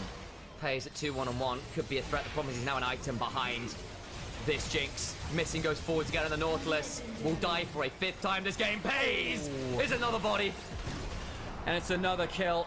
Top Esports still deathless in the bot lane. Incredible game out of Cream as well, gotta say. I think later into these fights, Cream has found those angles to open up that reset to get just the rip roar of the excited off. Who are we focusing on now? Pays. Minion taxis, knocks up, gets the Q on the ground, and the W after to make sure that Missing can't even hook his way out of it too. Incredible combo. Cream, second person into the play. Between worlds, hopscotches over and plays some asteroids. Goes off one side of the screen, kills him, goes off to the other. A retro gamer in the modern day. It is fantastic stuff. I don't think you can play League with an old school joystick and buttons. It feels like Cream might be able to pull it off one way or another. Scout. He's so careful now, man. He's got a decent amount of HP, but like Cream's got a happy hat to go on top of that. Misses out on it now. Needs to actually hit his skill shots. Doesn't have flash. When is the Between Worlds available? Needs to use it. That's fairly significant. Of course, with the Malignant, it's not the longest cooldown. Yeah, especially at level 16. That is important to know. Yeah, and he's been getting 4-man ultimates consistently. That is insane to me. Huge gold lead across the board now. The Zyra very far behind. Shun not really able to determine most of the series. I don't think Shun's had a bad quote-unquote series. No. I just think that Kanavi has been a force of nature despite his deaths in this game. He's got collected now as well. Like, this guy Collect and will Serpent's pop Fang. someone. Yeah, he's a man with a couple of knives to shank with. 369, not be able to find a wall stun there. Top Esports might return to their first finals since this time last year. Bombed out of last summer. Top Esports, though, I think at this one, unlike their other finals, might come in even as favorites. We'll see. Anyone's Legend will be close to them. What a great series it'll be. Missing hits the hook. Kanavi, well back away. Cream throws a weirding. Needs to go across the veil. Doesn't have his ult yet. Doesn't have his ult Be yet. careful. I think he could just be dead here. I think this is Cream going down. Cream goes down. Didn't have his ult for another few seconds, and Top Esports can't support him.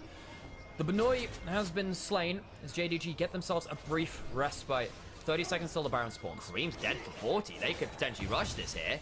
Oh, I don't know about that. That one feels quite bold. They might want to look for another fight. Look for an uneven number. Teleport available for Arla if they can find a good angle. They're shoving up the mid lane. They're basically 369 said, look, we're just shoving this out to make it as hard as possible. But yeah, they are, I think, looking to head over towards this Baron pit. They don't use the man advantage where they have it. They don't have the Chaos Storm. That's a big thing. I think Cream being able to teleport in is scary because they have wards behind them. Top Esports, they're just going to push out this mid lane. They'll play it safe until Cream can get himself the respawn and try and survive any initial plays. 369 getting Lulu shields means that the poke from the Zyra isn't that impactful. Hook lands on the 369, not the easiest target. Though. Nice body block. Shun eats a rocket. And it's about a third of his HP after the zap comes through as well. Rocket. Cream is up in 5 and is teleporting in. The Benoit is back for revenge. It's Killer Bunny Rabbit season, but do you have a holy hand grenade? Paige has only got a couple axes. And Kanavi is saying, never mind rabbits, how about Ruined Kings? Body secured, missing is missing in action. Maybe replace that to KIA. Flash, heroic charge, and the keeper's verdict is Paige is sentenced to death. The game is over. Jackie Love is stone cold. They are going to finals, and Jdg Gaming fall here to the might of Top Esports. Your finals matchup will be Top Esports versus Anyone's Legend. Scouts. Oh, Scout, can he do enough? He clears out a wave, gets a Chaos Storm. Maybe Never know. said. Jackie Love got a GA, not quite burned out. Flash from Shun, gets that GA, but they still kill off the Zyri. Scout now in danger as they go between worlds. 369 still low, trying to kill off this Victor, and they do so, but they can't end the game. Oh, Scout holds the line. It saves the game. Scout. Oh, Scout. What a legendary player he is in the LPL, but this series has not been about him. It has been about Jackie Love. It's been about Kanavi and Top Esports. Scout, new team for him. Oh, he would have loved to make finals himself, but it looks like that chance is slipping oh so ever further away. Chris finds his first death in the game for the bot lane of Top Esports. 32 minutes in, 9-0-8, 0-1 and 18.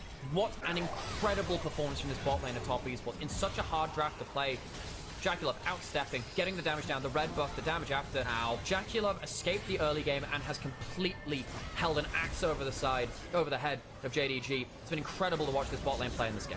And Paige was going to deal with Queen, but that's a lot of your gold, that's a lot of your damage, and the whirling death does so little this game, and Kanavi is in the body of Cassante zoning other people off. At least you can see what Scout's doing. He's trying to clear the way, but by the tier 2 all the while. He has to try. Teleport's now back in. It's from 369. Yeah. He is tanky enough to do whatever the hell he wants at this point. Can go in, maybe look for another minion taxi again. Walks up with his W, just tries to stop Cassante from going completely out. Soul now up for Top Esports. They've taken that. Cloud Soul gives them the extra movement speed. That is terrifying when you get excited with Jinx. If you get that Lulu speed as well, you are not running away from these carries. You are not. Shun coming on over. He's but not he's there. not here. He's not there. And that means your front line has to flash away. And Cream finds the plant. It's horticulture assassination. Missing. Flash over one of the dry time. Pace has to do the same. But Kanavi wants more. He's pretty bloody deep though. The wild growth just about not enough. Missing still falls. Yes, you got the cash in. But Jackie Love does it better. The excitement is off the charts. Jackie Love just about alive. Gets the zap for the triple kill. And they will ace JDG. It took them another fight, but the threat was sealed already. Top Esports are going to finals. Jackie Love is going to finals. Kanavi is going to finals. 369, Cream and Chris are coming with them. Top Esports 3-1 the series, and we'll say goodbye to Jdg Gaming.